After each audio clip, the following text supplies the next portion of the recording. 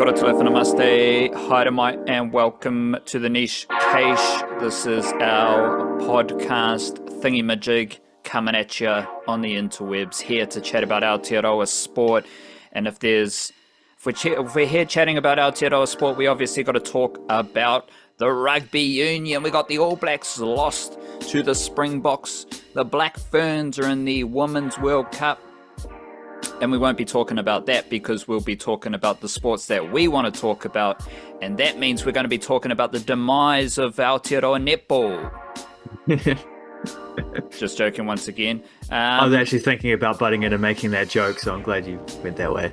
Well, it is interesting because netball's going down, and a lot of the young females who are starting to play rugby league, they're coming from netball. And obviously that's not going to be reported as part of the Silver Fern shenanigans.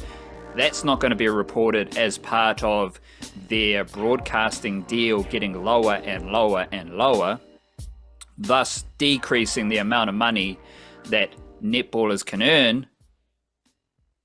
None of that's going to be talked about. But I have noticed that a lot of the young, like the Bulldogs have the Monchal auntie-niece combination.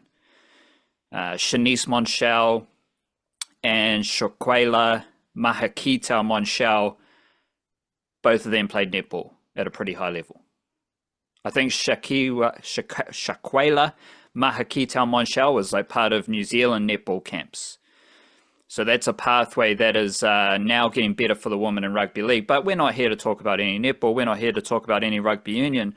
We are here to wallow in losses for the Warriors and the All Whites, and so different topics but same subject. Same vibration.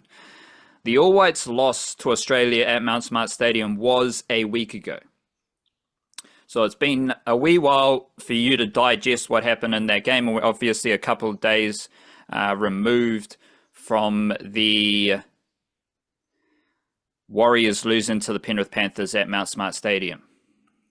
A loss that, I'm curious, given everything I've said about the Warriors, how did you kind of process that loss before I ask you to reflect on the All Whites?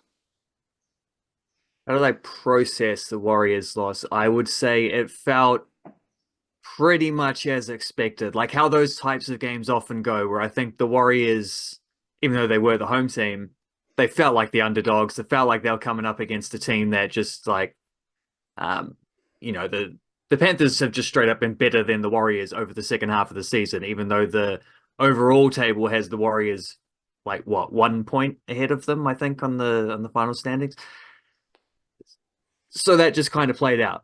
Like, I think it was a pretty big shift from the Warriors. I think defensively, especially, particularly in the first half, they were kind of excellent. Like, it's one of their best defensive performances of the season, at least up until a point.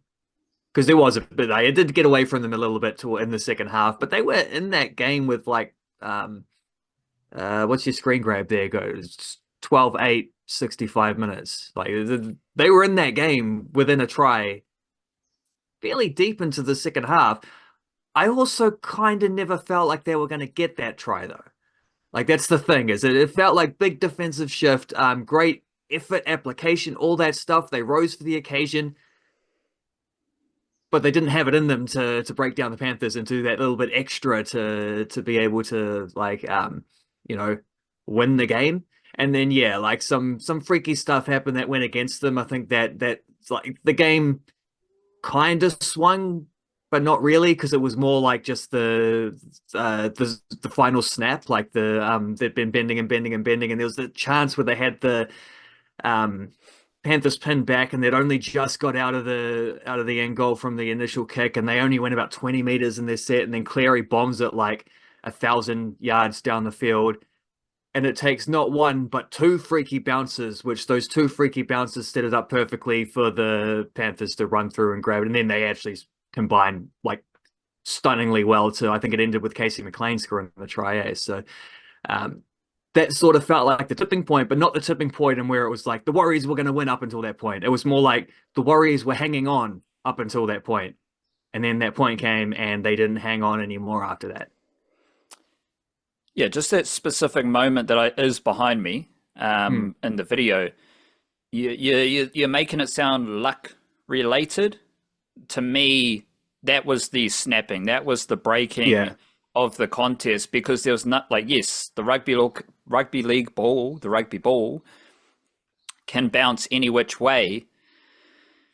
But first, the Warriors, they had a few good tackles, but then the Panthers got a couple good runs to make like 20 meters. Nathan Cleary, didn't kick the ball 1,000 miles, because if he kicked the ball 1,000 miles, it would have gone to Nickel Clockstar, who is not in the frame behind me, because he must be on the 10-meter line. He must be on his try line, even though Nathan Cleary was kicking from his 20-meter line. And yes, the ball bounced a few funky ways, but there's no Warriors near the ball. And that is that's kind of that sums up the game for me, because finals footy, I expect the Warriors to try hard. I expect the Warriors to be in the contest. I expect the Warriors to be brave. I expect the Warriors to compete hard. And I'll get onto that in a jiffy. But as you said, at no stage did it feel like the Warriors were actually going to win the game. And as we've talked about for much of this season, to be honest, well, the first half of the season at least, the Warriors were the long game team. And if this game was played in round 6, when the Panthers were shit, when the Warriors were good, I would have had the expectation that the Warriors rally in the last 20 minutes and play their best footy and win the game. That version of the Warriors vanished at some point in the season. Some would say it's Luke Metcalf related. I'd say it's more the Warriors just being tired, being injured, their depth being challenged, because Luke Metcalf did play in some of these losses. Instead, the team that actually has championship mana, the team that actually knows how to win these type of games over and over again, they played the long game. They were successful in the long game. So I'm kind of thinking like, okay, the Warriors, their win against the Tigers at Campbelltown early in the year. From a Tigers perspective, you'll be thinking, yeah, the Tigers were in the game. The Tigers were trying hard. The Tigers played good footy for 60 minutes. Because when I put my Warriors hat back on, I'm thinking, nah, this is what the Warriors do. They just cruise away at late because they've done all the hard work early. But that's all flipped when you're stumbling into finals footy and you're coming up against the Panthers. And yes, you play pretty good rugby league for 60 minutes, but you don't do enough to win the game. To me, there's like at this stage of sports, when you're talking finals, when you're talking grand finals, knockout games, you need to do something to win the game. Right? It's cool to be in the contest. It's cool to be trying hard, but you need to, I keep wanting to say fire shots, but then I'm also like, well, let's not fire shots. Let's just peace, love, and harmony. We don't need to fire shots at people because we're all human beings just doing our best. You need to have a crack. That's how you win these games. You need to have a crack. You need to throw out your funky plays. You need to, your set plays, all the things, your finishing combination, whatever you need to do, you got to have a crack. And that's the piece that is missing from the Warriors for me right now. And I kind of feel like that's when we're talking All Whites versus Australia, which is basically a story of the All Whites playing a better football team. Because this is the same with Football Ferns and a lot of these other New Zealand teams. It's okay. This is how they look good when they're playing worse teams, but there's still that barrier to get over when you're playing better teams. And for the Warriors, it is great that we are working with a Warriors team that has made the finals 2 out of the 3 years under Andrew Webster, that is tough, that is gritty, that is always going to show up with the required effort, attitude, intensity, because these things were aspects of rugby league that Warriors fans always wanted, but the Warriors never really channeled them consistently. The Warriors can play tough. The Warriors can go set for set. The Warriors defended their line 3 or 4 times in a row against the Panthers, forced dropouts, all that stuff, penalties, set restarts. The Warriors were gritty in defense. The All Whites were like same stuff against Australia. They were gritty. They were solid. They tried hard. So those things are admirable, given where we've come from with those teams. Like for the Warriors, it's okay. You make the finals in 2011, but then you suck for the next decade because you don't make any finals footy. From that period, looking up to now, Warriors fans, me, you, we should be celebrating. Like this is a crazy new era for the Warriors where they're just in the finals and they have a strong crack. If we're thinking All Whites and we're thinking back to the Anthony Hudson era where it was a shambles, if we're from that perspective and we're looking forward to now, we should be celebrating the All Whites, awesome players, great culture, no shenanigans. They have a crack, they try hard. There's a lot of potential, a lot of hope. Ultimately, though, when coming up against good teams, All Whites versus Australia, Warriors versus Panthers, there's that extra bit of polish, that extra bit of class, that extra finishing touch, the finishing combination, whatever it is. It doesn't, I've kind of chilled out, like, it doesn't need to be the razzle dazzle, right? It doesn't need to be 50 offloads, Leka Halasima winning try. It doesn't need to be tiki-taka football to pass it into the goal. It doesn't need to be that razzle-dazzle. Class, polish, finishing blows, finishing combinations. That's what I feel both teams are lacking at the moment. However, given where we've come from,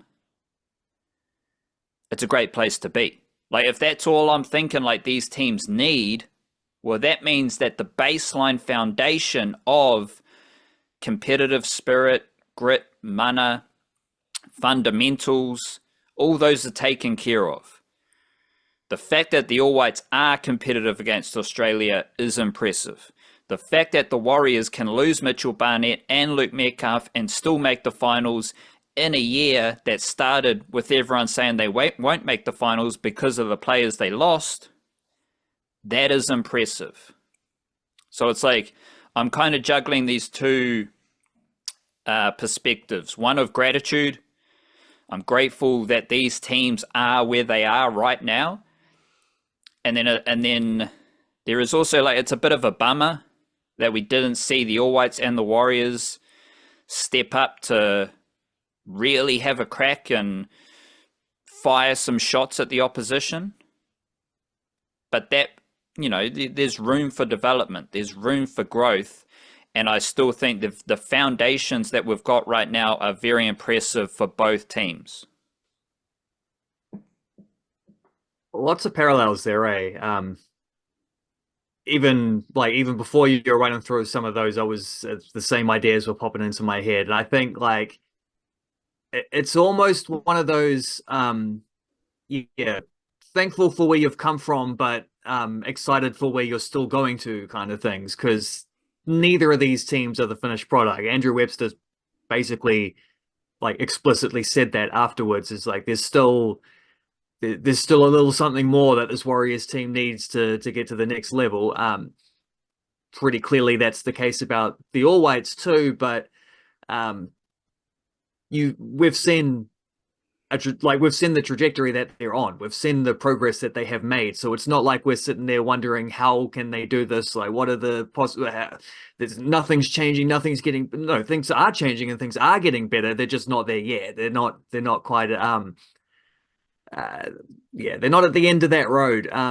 Certainly with the All Whites, I mean, that was kind of the idea I came away from that when I sort of worked out all my ideas writing about it was like, we're not as good as Australia, but we're closer to Australia than we used to be.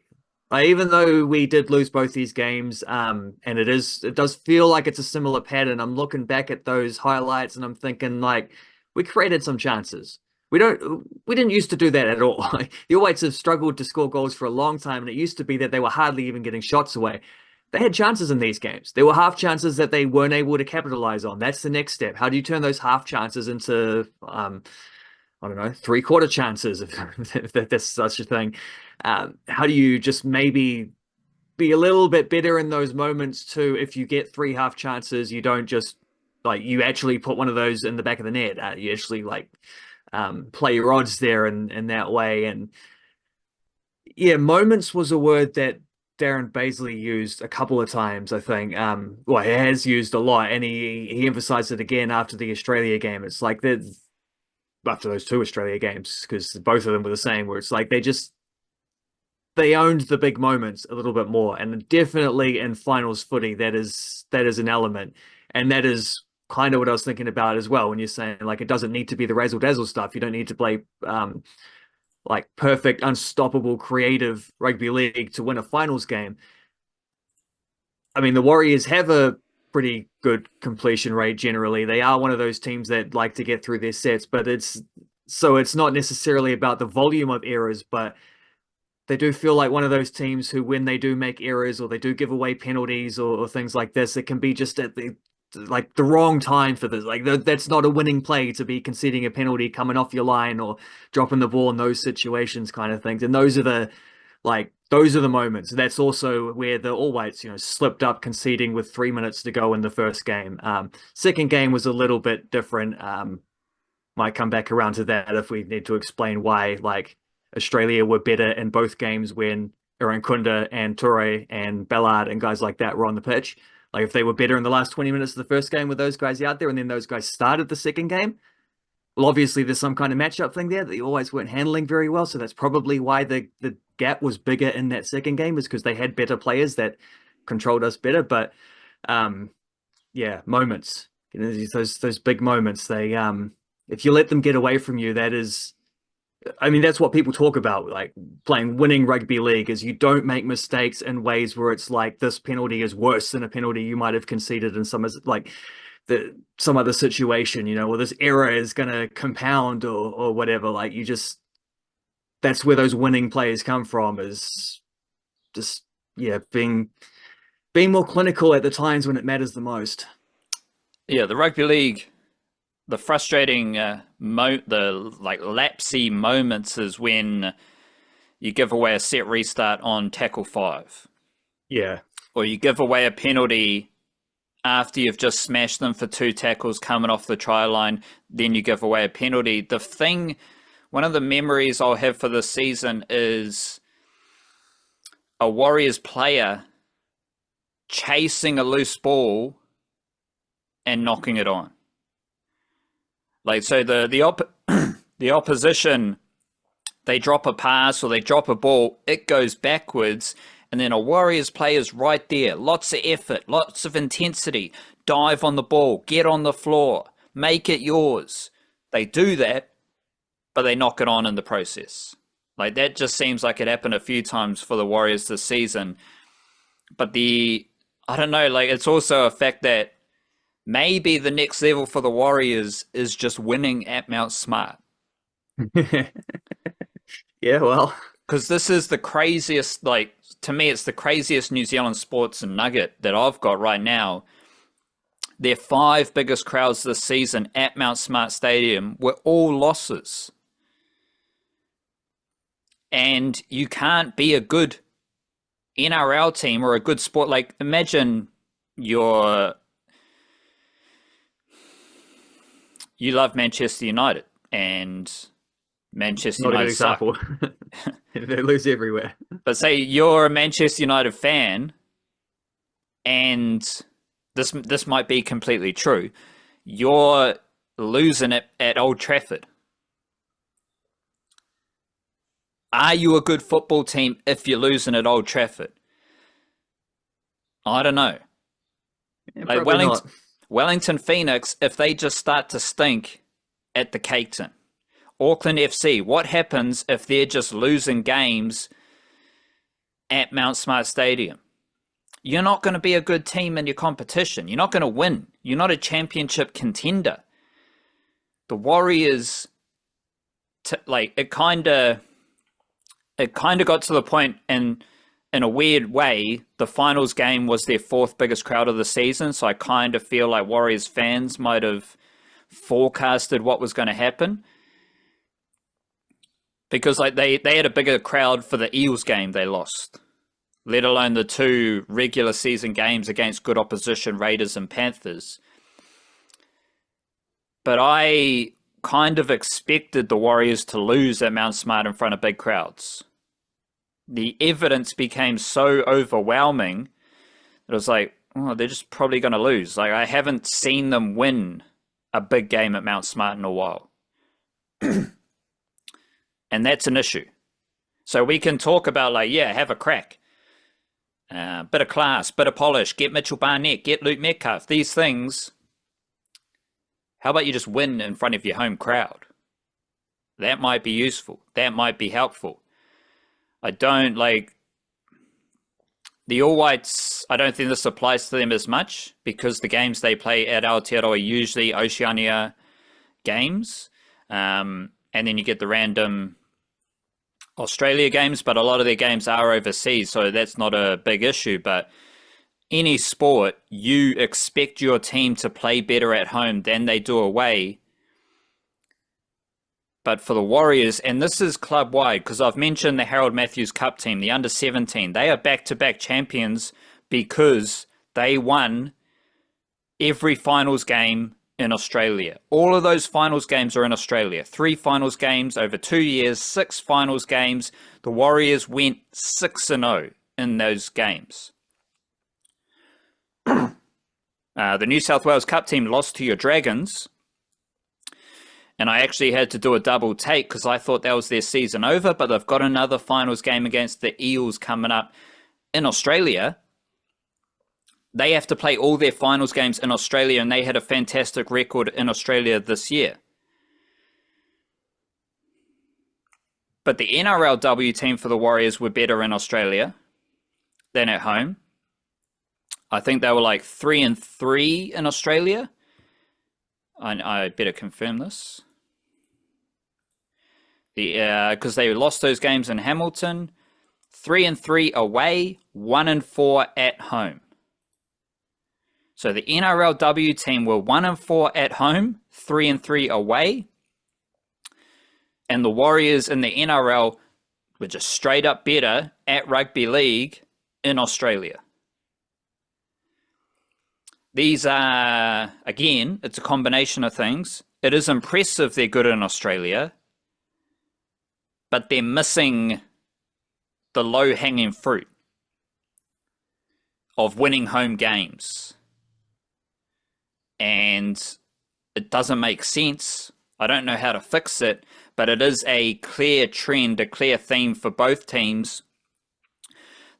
In the NRL and NRLW, they were better in Australia than they were at Mount Smart or in Aotearoa this year, and just feels like you're missing out on a couple easy, well, not easy because you're losing them, but like those are games you should win, but you don't win. And the Warriors themselves have examples in their Harold Matthews Cup team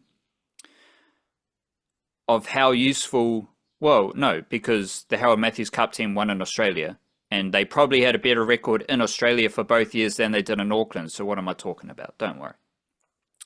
But I do want to hammer that home and double down on that. These Warriors teams, it is great they're good in Australia. It is fantastic they win in Australia. But how about you just win some home games as well? Because that would also be pretty useful. And while I'm fired up, nothing gets me quite fired up like Blackcaps contract headlines. Ooh, hey, settle down. Every time there is news about Blackcaps contracts, I lose my mind. And that's a problem for me to solve. I got to raise above it. Got to tap into some mindfulness, calm myself down. For some reason, New Zealand cricket play into this, because New Zealand cricket are announcing their contracts every which direction. And now they are announcing casual cricket contracts. The biggest Kiwi cricket news. Which Blackcaps have casual contracts? I did see there was one of the headlines on the illustrious New Zealand Herald. New Zealand cricket has confirmed its 5-strong list of players outside central contracts. Yeah, that could sound like a reward. Yeah, the 5-strong list. Like the Phoenix have signed their 5th import player. And then there's another story with the curious case of Finn Allen. What the future holds for New Zealand's brightest talent. New Zealand's brightest talent? Yeah, I don't know if Finn Allen What's Russian Ravindra got to do with Finn Allen? The 26-year-old has recommitted to New Zealand after giving back his contract last year. He's played for New Zealand this whole time without a contract. It's all good. You do not need a contract to play for the Blackcaps. You don't even need a casual contract. Who cares? But we've got an update this time, because I feel like I've shouted that phrase many times in the podcast. The headlines this time revolved around Kane Williamson once again. And I would like to repeat the notion that I believe Kane Williamson is not part of the Blackcaps T20 first 11 right now. I believe Kane Williamson will not be in the T20 World Cup squad. And I am telling Kiwi cricket fans, international cricket fans, if you like cricket, do not expect Kane Williamson to play much more T20 cricket. Most notably, he might not be good enough. And B, it doesn't look like he wants to.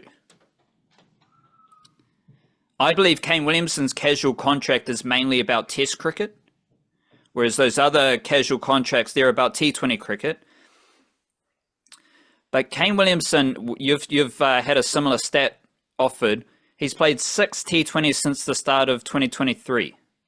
6. Did you go through and check how many games we've played in that time? Because I got that one ready to go. Hit me. Well, I can go, but we've played 56 games since the start of 2023. There was also, he didn't play the last game of a series against India just before that. So 6 out of 57. But of course, Kane Williamson is... hold on a second. I think that's... Just had to flick the power switch. It's 54. You're right. Yeah, I just had to flick the power switch on my laptop. Good. Got to keep it going. I'm counting the...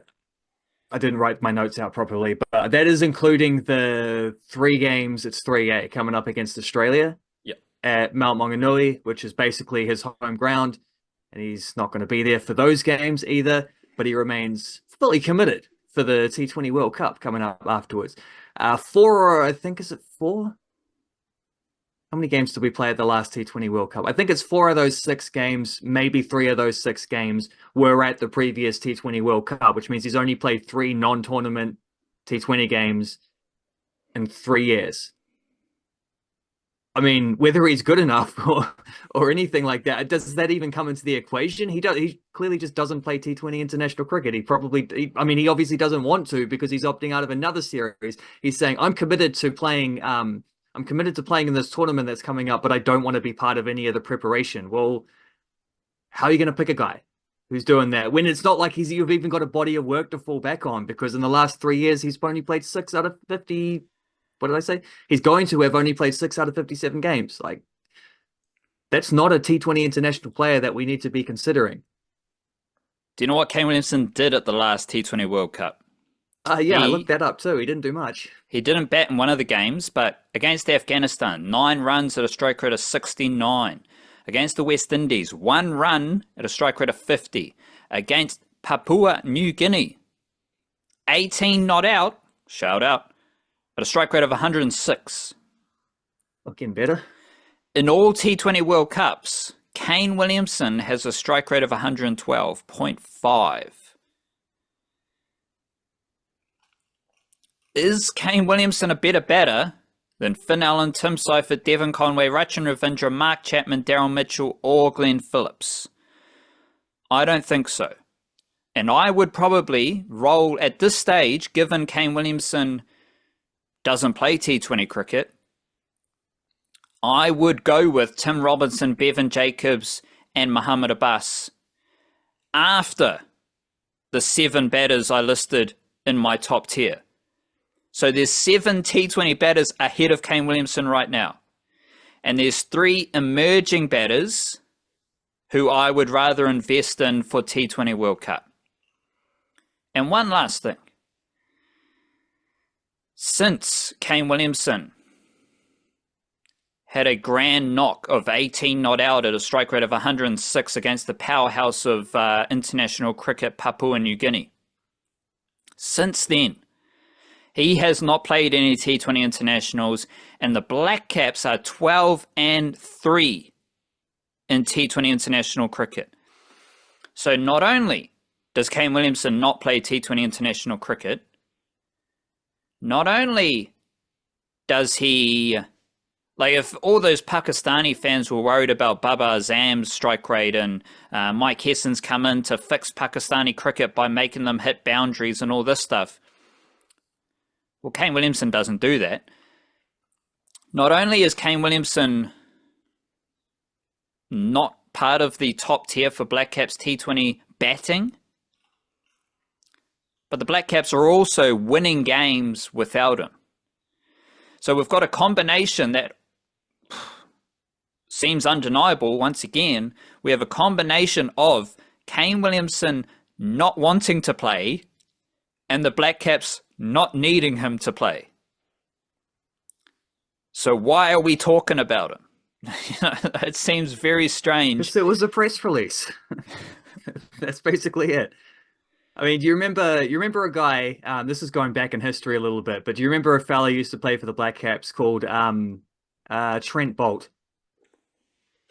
Yeah, I've heard of John O'Bolt. Haven't really heard of Trent too much, but I haven't heard of John O'Bolt for a while.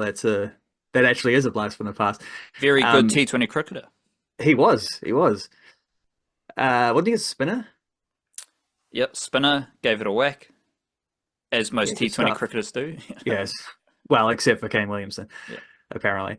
Well, latter day Kane Williamson, at least. Trent Bolt, in that span of 57, the last 54 games, plus obviously the 3 coming up against Australia, last 54 games of international T20 cricket for the Blackcaps, Trent Bolt has played the same number of those games as Kane Williamson has. So if we're talking about Kane Williamson, we should be talking about Trent Bolt as well for this T20 World Cup.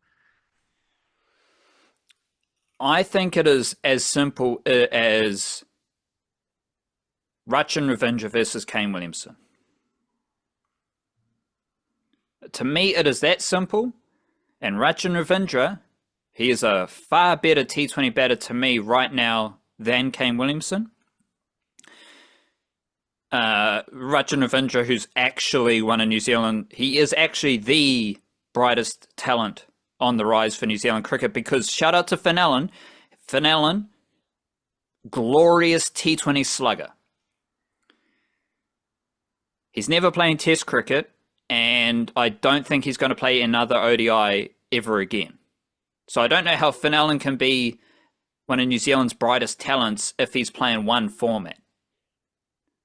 I don't know how that's the case, But Fenelon, what does he do very well? He smashes the ball to the boundary, over the boundary, and that's very useful in T20 cricket, actually. One other thing I've been thinking about with Kane Williamson this morning is, so I mentioned those emerging T20 batters, Bevan Jacobs, Mohamed Abbas, and someone else, Tim Robinson. Big fan of Tim Robinson. Big fan of Mohamed Abbas. Big fan of Bevan Jacobs. Big fan of every young cricketer from Aotearoa, to be honest. But I will say Bevan Jacobs, I think he's had 3 ducks in a row. 3 ducks in a row for New Zealand A in South Africa. So that's just a nice little quirk there. And we've talked about this before, but obviously Bevan Jacobs, a lot of T20 hype. Obviously, he's a good batter. He's a good cricketer. He will play a lot of T20 cricket for New Zealand, but considering the hype around him based off his IPL contract, it's worth highlighting he didn't play in the IPL. He did play in the CPL, averaging 11.6 with a strike rate of 90, and he did play in the IL20 T20, averaging 13, with a strike rate of 96. So that's just where Bevan Jacobs is at. 3 ducks in a row. Hasn't really dominated the T20 leagues, but below all this Kane Williamson stuff, right? Below all this T20 stuff, we had Reece Andrew Mariu, 23 years old, from Rangiora in Canterbury. He had a score of 249 for New Zealand A against South Africa A last week in their first class game. He is currently averaging 61.3. The next game, which is currently being played, Curtis George Heafy, 22 years old. I think he's from Palmerston North. He just cooked up a cheeky old 190. He's averaging 37 in first class batting, but he's averaging 50.5 in one-day list day batting. He's actually got quite a similar T20 batting record as Kane Williamson, averaging 30.9 with a strike rate of 113. Those 2 dudes are there, right? Those 2 dudes are not in the T20 equation right now. But I do like the fact, and we are huge believers of the youngsters on the rise in the Kiwi cricket, in the Blackcaps pipeline specifically. But not only are they undefeated in 7 games, most of which are wins, most of which are overseas, these 2 first-class games in South Africa have seen one young opener score 294 and another young opener score 190. I think someone else got a century. It might have been Dale Phillips got a century in the first game. No one else. Jaden Lennox was the next best batter in the first innings of this game, down the order, 88. So it's not like everyone else is scoring runs. But these young batters, Reece Mariu, Curtis Heafy, are scoring runs, and they're scoring good runs. Good to see runs. Mohamed Abbas has a few scores. Mitch Hay has a few scores. Zach Folks has a few scores. Bevan Jacobs has a few ducks. Tim Robinson's playing in England. I think his season's county championship cricket is back. And of course, Will Young had a couple of good scores playing for someone. Can't remember who. I can't remember who. In England as well. So we're talking about T20 batting. But while we're in that T20 zone, the New Zealand A team has just had 2 big old centuries, a double century, almost a triple century, almost a double century, scored by 2 young openers. So I think we're doing okay. I think we're doing all right. And again, my advice, just release all thoughts about Kane Williamson in T20 cricket. Just let it all go. All right, it's okay. We've got other good batters there. And B, I can't remember what I was going to say. But these other batters are really good, maybe, is the point. Well, maybe point B was about Kane Williamson playing T20 cricket, but you released it all in with point A, which means that it was gone. You know, it was flown out the window. The only reason I can see to pick him at this point would be like tournament money, you know, the experience, and maybe saying like we don't have like the Southey, Bolt, Taylor kind of guys who have been around to a bunch of different ICC tournaments. There are some, but no one who's been to as many as Kane Williamson that's left in this team. But like, I don't know. There's nothing that points towards him playing that tournament, except for the fact that these casual contract things said that he was available and interested. But if you're interested, you play the games against Australia in your hometown where you can actually like be part of the preparation and give something to the team before that happens. It's I was wondering about this because there was a New Zealand under-20 World Cup football squad. They got named like late last week. I went through it a lot in the Substack email yesterday. For the paid subscribers, kept that one behind, but I might write about it in a full article later this week when I get a bit more time.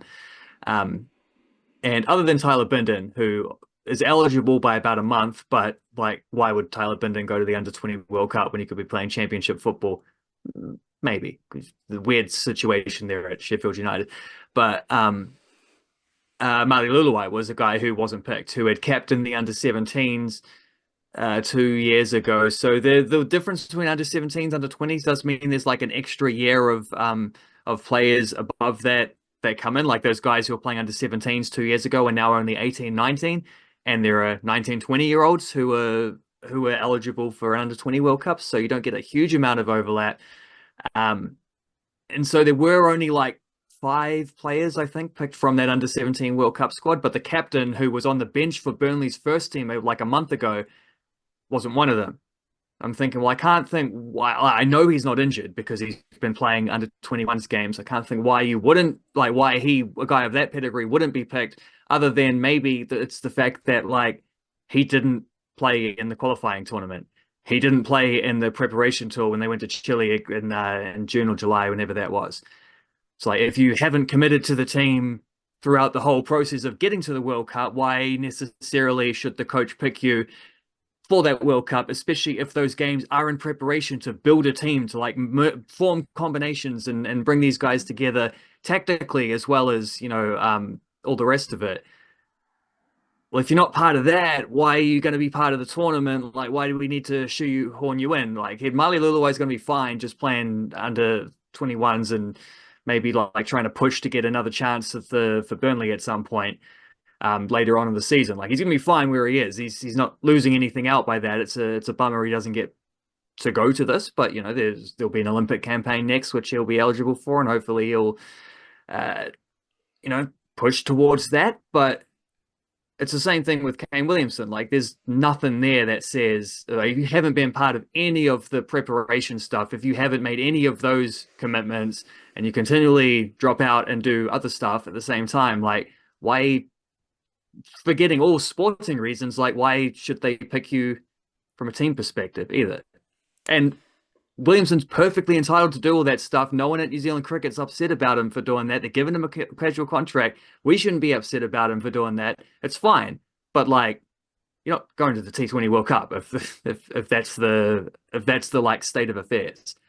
All of that is true, but there's a different way of framing it that I think is a better reflection of where the Blackcaps are at right now, and it's just Kane Williamson's not good enough. Yeah. Blackcaps are a better T20 team without Kane Williamson. I'm not saying that with my chest. I'm not saying that that is actual factual. I'm saying that that might be the case. And I believe it's true. And I think that is what all of this is like dancing around. Because apparently no one else has the kahunas or the insight or whatever to say Kane Williamson is not a good enough T20 batter right now to be selected ahead of Rachin Ravindra, Daryl Mitchell, Glenn Phillips, Devon Conway, Mark Chapman. Like, Devon Conway, I don't think he's that good right now. But I think he's a better T20 batter than Kane Williamson. And when you look at that, like, what does Finn Allen do? He smashes it. What does Tim Seifert do? He smashes it. Devon Conway is the slowest of those batters, but he's a lefty and he can get going. Rachin Ravindra, he's got an ODI strike rate over 100, and now he's finding his method in T20 cricket operating with an incredibly high strike rate. Daryl Mitchell just cruises along, averaging like high 20s strike rate over 130. What does Glenn Phillips do? Smashes it everywhere. Mark Chapman might be a weak link right now as well. But that's where you get it. Okay, well, we got this other dude, Bevan Jacobs, who earned an IPL contract out of nowhere. We got another guy, Muhammad Abbas, who is one of the most aesthetically pleasing batters I've ever seen. We got Tim Robinson, who, him and Bevan Jacobs just had a crazy T20 tri-series. Right, there's a lot of very aggressive stroke players, and Kane Williamson's just not doing that right now. And that's what I think. The irony of that is, if he was playing a lot more for the Blackcaps in T20s, that might be more obvious. Like, the fact that he's not playing sort of shields him from not scoring 20 runs off 24 deliveries in these innings. I think that would be the case. That would be true. And he's just, it's just a weird situation. But I think it's nicely encapsulated by that sentence where Kane Williamson doesn't want to play and the Blackcaps don't need him to play. So, like, it's problem solved right there. It's all good. Just want to quickly, we've had some niche sports. The Black Sticks women had a couple of wins against Australia, which was quite impressive, actually. Didn't talk about it at the time, but it did happen, so shout out to that. We had Erin Routliffe. She was very good in the doubles tennis at the US Open a few weeks ago, last week maybe. She won it. Yeah. And then we had her and a Canadian doubles partner. They won the women's doubles at the US Open. That's her second Grand Slam title.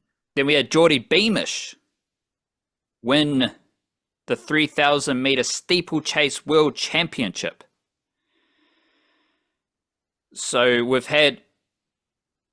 we probably should integrate some of these sports more, but that's what we're working towards. We've got to get into the nets, and we've got to keep, got to hit the gym and keep doing better. But we do have some of that stuff. So share with us the information you have about Routliffe, who's a very good doubles tennis player.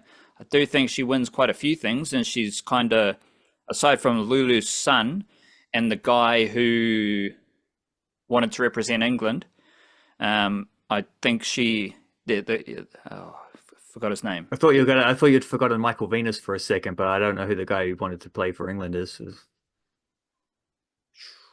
Yeah, I don't know. But you just share with us your information about some of those fantastic achievements. The Geordie Beamish was overnight, so shout out to him. Yeah, I mean, Erin Routliffe, just her and it's Gabby Dabrowski is her doubles partner. They've been a team for ages. Like, Michael Venus goes through a lot of different, like every couple of years he swaps his men's doubles partner. Him and Erin Routliffe have actually been playing quite a few tournaments. I don't think they did it at the US Open, but they've played a few themselves as a mixed doubles team. So we got a couple of world-class doubles players there winning a lot of stuff, winning a lot of games, winning a lot of game sets and matches. Lulu's son, less so. Like the amazing run at Wimbledon last year, where she got to the, I think, quarterfinals. I think she might have won one Grand Slam game since then. Like, that seems to have been a bit of a fluke what she did last year, which was, like, you know, it was awesome at the time. It was fantastic to watch. She hasn't come close to replicating that yet since, but maybe that's coming down the line in the future, and she sort of settles into the tour. the Geordie Beamish stuff was insane though. Because did you see he was in the news a little bit like a day or two before because in his heats he tripped over.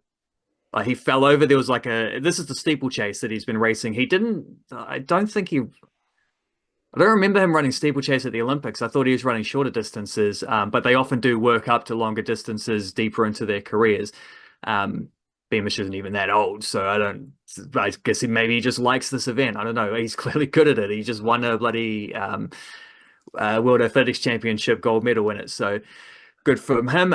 But the steeplechase is the one where you got to like jump over little hurdles into the puddles along the way. It's 3,000 meters. I think there's the 3K and there might be a 5K one as well. That's longer. I forget exactly, but he's running the 3K. And you can imagine that gets a bit like those races get cramped anyway. When you suddenly have to jump over hurdles, you can imagine that being even more so. So yeah, there was like an entanglement during his heat and he got knocked over. And some guy basically like stepped on his face as he ran through. It completely accidental. It's just everyone was, in the way. But pretty much got his face trodden on during the heat. Got up, finished the race, and finished it fast enough to qualify for the final. So then he gets to the final. He's running this, he's running against all the Ethiopians who are out there in front and leading the way, and everyone thinks they're going to win. And one of them in particular, I think, has won 4 World Athletics Championship gold medals in a row or something like that. And he's leading towards the final lap. And Beamish is way back in 11th. Like he's at the end of the long tail of the front pack there. And then everyone gets excited because it's in Japan and there's a Japanese runner who's running third at this point. And it's like, can he hold on for the final lap? So the commentators are talking about it. The crowd are getting all excited about it. And then meanwhile, if you're watching for the guy in the black singlet running up the outside, steadily just passing everyone over the last lap, passing them. I think with like 200 meters to go, he's up to 6th, 100 meters to go, he's up to like 4th. And then he just, sprints it home, has more in the tank than anyone else and gets there just by a nose ahead of the leading fella. So if anyone finds the replay of it, it is an incredible last sort of like 90 seconds of that race. And just to see Beamish go from way back to way out in front. Brilliant stuff. I'll have to check in maybe for the Thursday newsletter. I think would be the place for this to check on how some of the other Kiwis are going at the World Athletics Champs. I know we got 3 women's pole vaulters into the final, which hasn't happened yet. I don't think as of recording, unless it was on this morning and I missed it. Tom Walsh didn't place in the shot put. That wasn't ideal. But it's also not inconsistent to how he's been for the last maybe 2 years. He's probably fallen back a little bit from some of the leading guys in that event. Zoe Hobbs, I think, qualified well, but then ran poorly in the final and was like sort of way off her best and didn't do much in the 100-meter sprints. So I'll have a peek in the Thursday Substack and break down some of that stuff a little bit more once I've sort of got my head around it. But Geordie Beamish, without doubt, he's the main man. Although I think Hamish Kerr is into the final as well for high jump, so he might well do something. Well, that wouldn't be a shock though. If he does that, he's the Olympic champ. He's been winning stuff in that event. He's just awesome at what he does. Beamish kind of out of the blue winning that one, which is why it's so crazy. That is why you should sign up to our newsletter via Substack, thenichecase.substack.com. Make sure you're tapped into our website, niche-case.com. And you can also join us on Patreon, patreon.com/ELNicheCase to help fund our work. Full newsletters are copied into Patreon. Bonus podcast on Thursday goes out to Patreon as well. Otherwise, you can make a donation on Buy Me a Coffee. Shout out to Cameron Norrie, South African tennis player who grew up in New Zealand and then moved to England to represent Great Britain. So right. I thought you were going to say he signed up to our Patreon. I would have preferred that. He ditched Aotearoa, but he'd be welcome because we do need a couple more Patrons. That's been holding steady for a while. A bit like the Warriors, a bit like the All Whites, got some solid foundations, just don't have the extra bit of magic on top recently. So if you do appreciate our work and you want to help fund our work, join the Patreon whānau. That would be a big help to us. Otherwise, let's crack into some mindfulness. 55 minutes on the clock for mindfulness. This is this is one of our deepest ones. Hopefully, Well, you never know when it's going to come. I will say that. no, that's true. That's a very good point. That You it need even you. might be the that might be the better mindfulness of the segments. Take it where it comes from. Um, well, how about we pull one out of the Tao Te Ching then? Where nice and early on, I flicked through. I started at like the back and flicked through, and just like was looking for seeing words that stuck out, or you never know what you're going to find, right? So you see what caught my eye, and ended up way back at chapter 2, so almost the whole way through. But when you see people, when people see things rather as beautiful, ugliness is created. When people see things as good, evil is created. When you start, I guess, putting these labels on things and putting these definitions on things, you sort of in a freaky way create the inverse as well. Like for something to be beautiful, something else has, that's a comparison, isn't it? Like if something is beautiful, if this flower is beautiful, that's saying that that weed next to it is not beautiful, because otherwise the flower doesn't stand out. If they're just both the same thing, otherwise, if one is beautiful, you're saying others are less than beautiful, which taken to its extreme, I guess, creates ugliness. Yeah, the brighter the light, the darker the shadow. There you go. That's a great line. Well, and that I think that that concept hit me from Game of Thrones, Song of Ice and Fire, with the glass candles. No, I can't remember glass candles. Glass candles, like it's like a magical candle that has been out of action. It was retired for a couple of years, but the old magic came back with the dragons. So then the some jokers were able to spark up their glass candles, and it's like a crazy bright candle, and you can see visions. You can see into the past, you can see into the future with your glass candle. I think one of the maesters had it when maybe Sam Wise. Getting my books mixed up here. Sam Wise, when he goes to Old Town, there's a maester there, and this maester is quite a character. He's got a glass candle, and it's very bright, and thus the shadows are very dark. But I was also, with your mindfulness, I was thinking about Tom Bombadil, as referenced a few weeks ago, because Tom Bombadil, we're saying, he's just there doing his thing. He's not good or Mr. bad. Neutrality. He's just being himself in this world of good or bad. So nothing like around Tom Bombadil is good or bad, because he's not good or bad. He's just being himself. So I do think, and like just to ground the mindfulness a little bit, yeah, you can maybe just the awareness of that's a nice flower, and those are less nice flowers. But the better way is to just let the flowers be. That's just a flower. Yeah, and I sort of appreciate them for what they are in each of their different ways, because it's also like a matter of perspective. Like it's one of those beauty is in the eye of beholders things, and someone else, what the since flowers is the go-to metaphor that I started, if someone else you like this type of flower, someone else thinks a different thing. It's not necessarily a factual statement. It's just a matter of perspective. Which the Tom Bombadil thing is helpful to think about in light of, because when I read Lord of the Rings earlier in the year, it's like that is very much a world of good and evil. Like that's the story that doesn't follow the Tao Te Ching in that way. Because the way they talk about the orcs, it's like, if you want to use modern terminology, pretty racist. Everyone talks about them like they're just the most obscene, disgusting, slimy creatures. They're one step away from like criminalizing them as immigrants or something like that, getting into some dark political territory, which unfortunately a couple places around the world you do see that. But I'm like, what?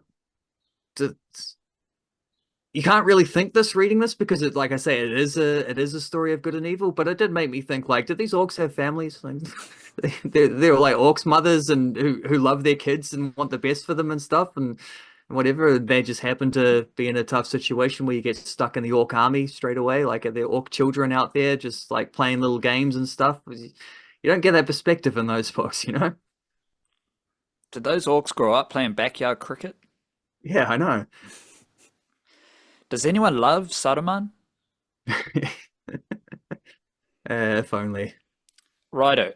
I have my own bit of reading I need to do.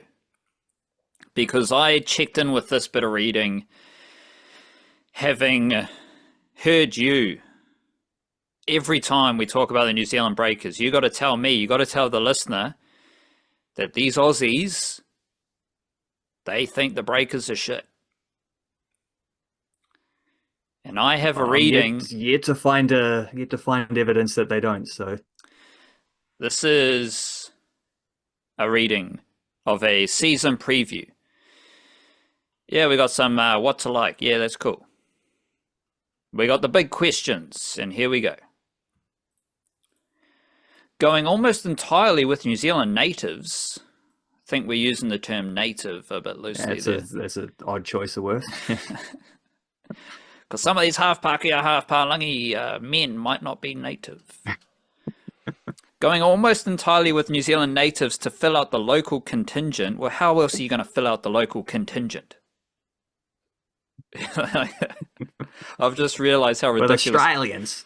I have, for those in Auckland, those outside of Auckland, we got a bit of a mayor election happening. And I would encourage anyone to read the blurbs for some of these mayoral candidates because they are ridiculous. It makes you, for a brief moment, I do think about getting into politics because at the very least, I can be just as ridiculous as some of these goobers are. But then I remember, fuck politics. Fuck anyone who wants to be mayor. Sorry. Going almost entirely with New Zealand natives to fill out the local contingent was a noble and admirable gesture from the new Breakers ownership, but will all of them be able to contribute in meaningful moments? Petere Koppinen will be hoping for a bounce-back season from Isaiah Leafa, consistent impact from veterans Rob Lowe and Ruben Tarangi, as well as Taylor Britt showing he's at the NBL level. The problem is there's no real guarantee that they will get that. Then there's the question of what Lopez's leap will look like. Blah, blah, blah. Rest is about Lopez. There's always a lot about Lopez in these Breakers things. And that's kind of my takeaway. Like this perspective completely ignores any insights into New Zealand basketball. Like, it completely ignores the fact that the Breakers were their most successful when their roster was almost entirely full with New Zealand natives filling out the local contingent. Like, that was when the Breakers were at their best, was predominantly local players winning Australian NBL championships. And winning nobly and admirably. And doing that. It also completely ignores who some of these local players are for New Zealand, for the New Zealand Breakers. And this is the crux of what you've been talking about. The Breakers did sign Jack Andrew, another player you've talked a lot about during the NBL season, the New Zealand NBL season. You were very impressed with Jack Andrew. Was he playing for Southland? He was playing for, I think he used Nelson. to play for Southland. He was alongside Carlin Davison playing for Taranaki, which was his first year there. He played was this Southland or Otago before that? I forget which. So that combination's back now. The Davison Andrew won't get to see that in some garbage time minutes this season in the NBL, but also of course went to the Asia Cup with the Tall Blacks recently on the back of that. I think that might have been his first tour with the Tall Blacks too. So key point there, like the elevator pitch there to the Jack Andrews signing, is that this fits in exactly with what the type of guys that Liam Judd, Takaha Cooper, there are other development players that they've added. These aren't 17-year-old prospects who'll be maybe able to play a few games in 3 years. These are guys who are ready to contribute immediately, older development players with international experience in Andrew's case. Fits the bill. And obviously he's replacing Kaya Isaac, who, left to go play college in the States. Fair enough. Use that spot on another guy. This preview includes a depth chart. So me and this insightful Australian pundit, we're looking at the same depth chart. I'm looking at the depth chart, and we got 10 players, and then shout out to Sean Bairstow. Don't know much about you, don't really care about you. Because the other player outside the top 10 is Carlin Davison in this depth chart.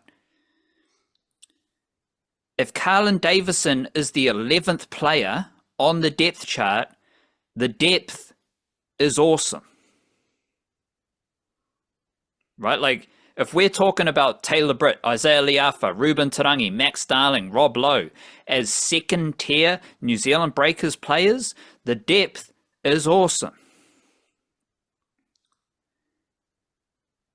But depth is the biggest issue for many people when looking at this New Zealand Breakers roster. I'm open to being wrong. Like, maybe the Breakers suck. Maybe New Zealand basketball isn't that good. Maybe the New Zealand NBL just isn't that good.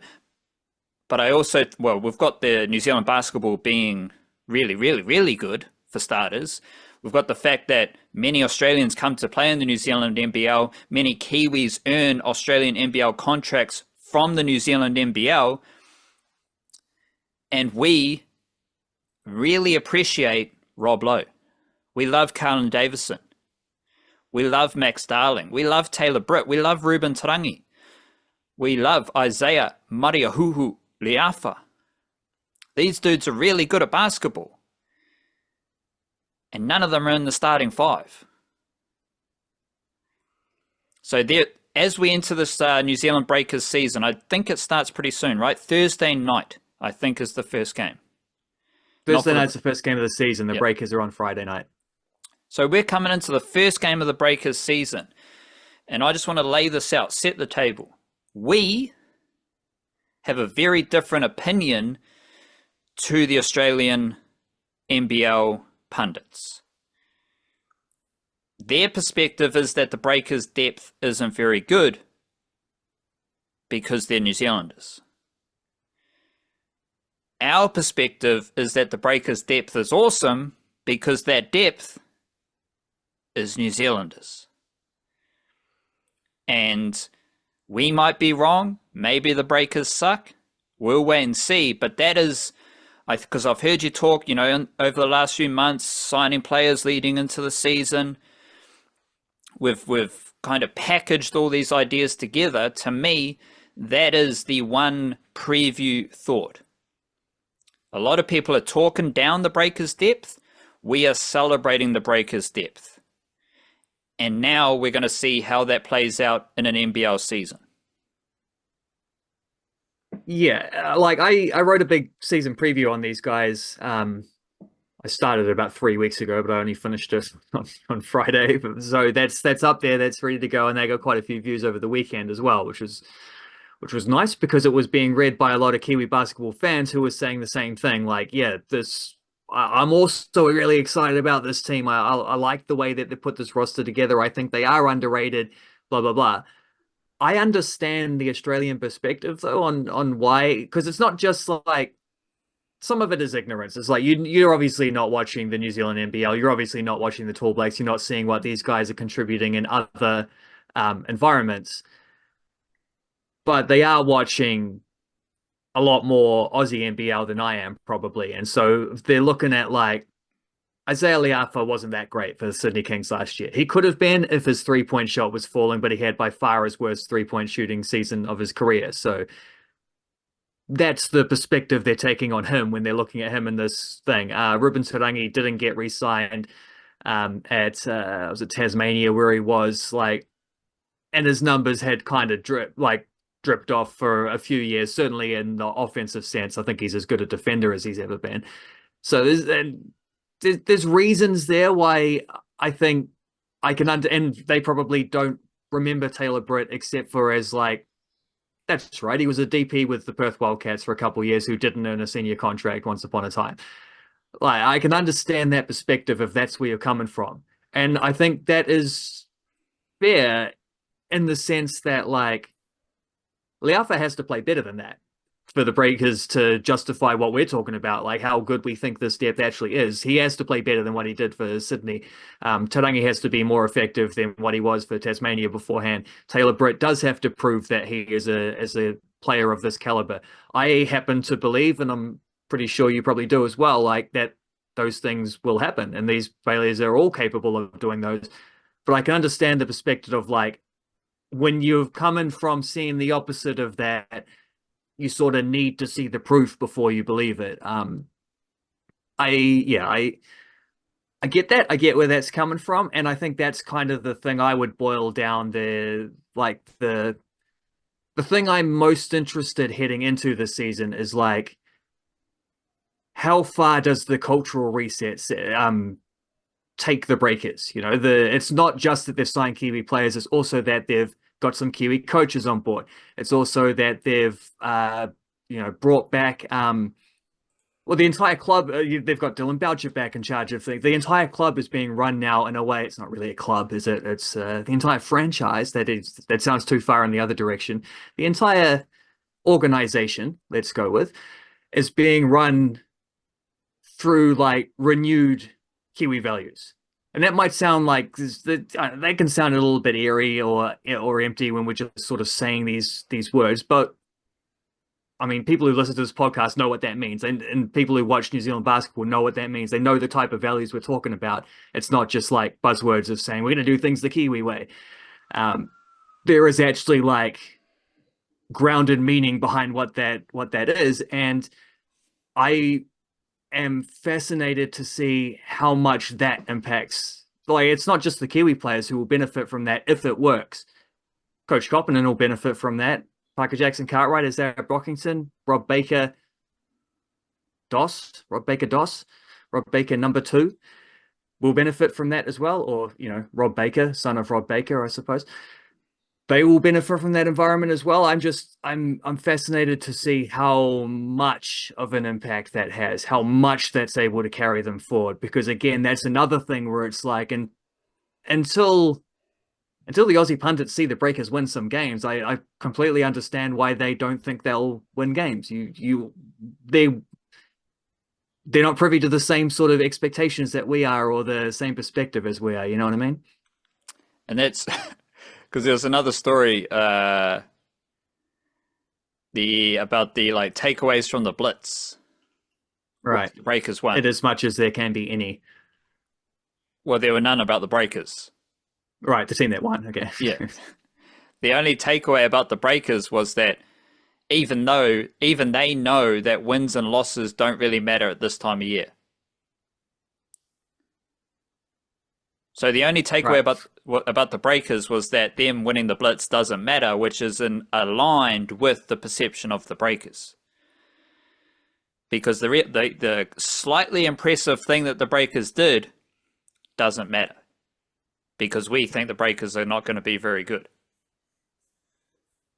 Well, and then both of these perspectives come together when the season actually starts, right? And if they are winning a bunch of games, we look good for saying this. And also, if they're winning a bunch of games, these guys start to put together, but okay, no, yeah, right, we can see what the vision was.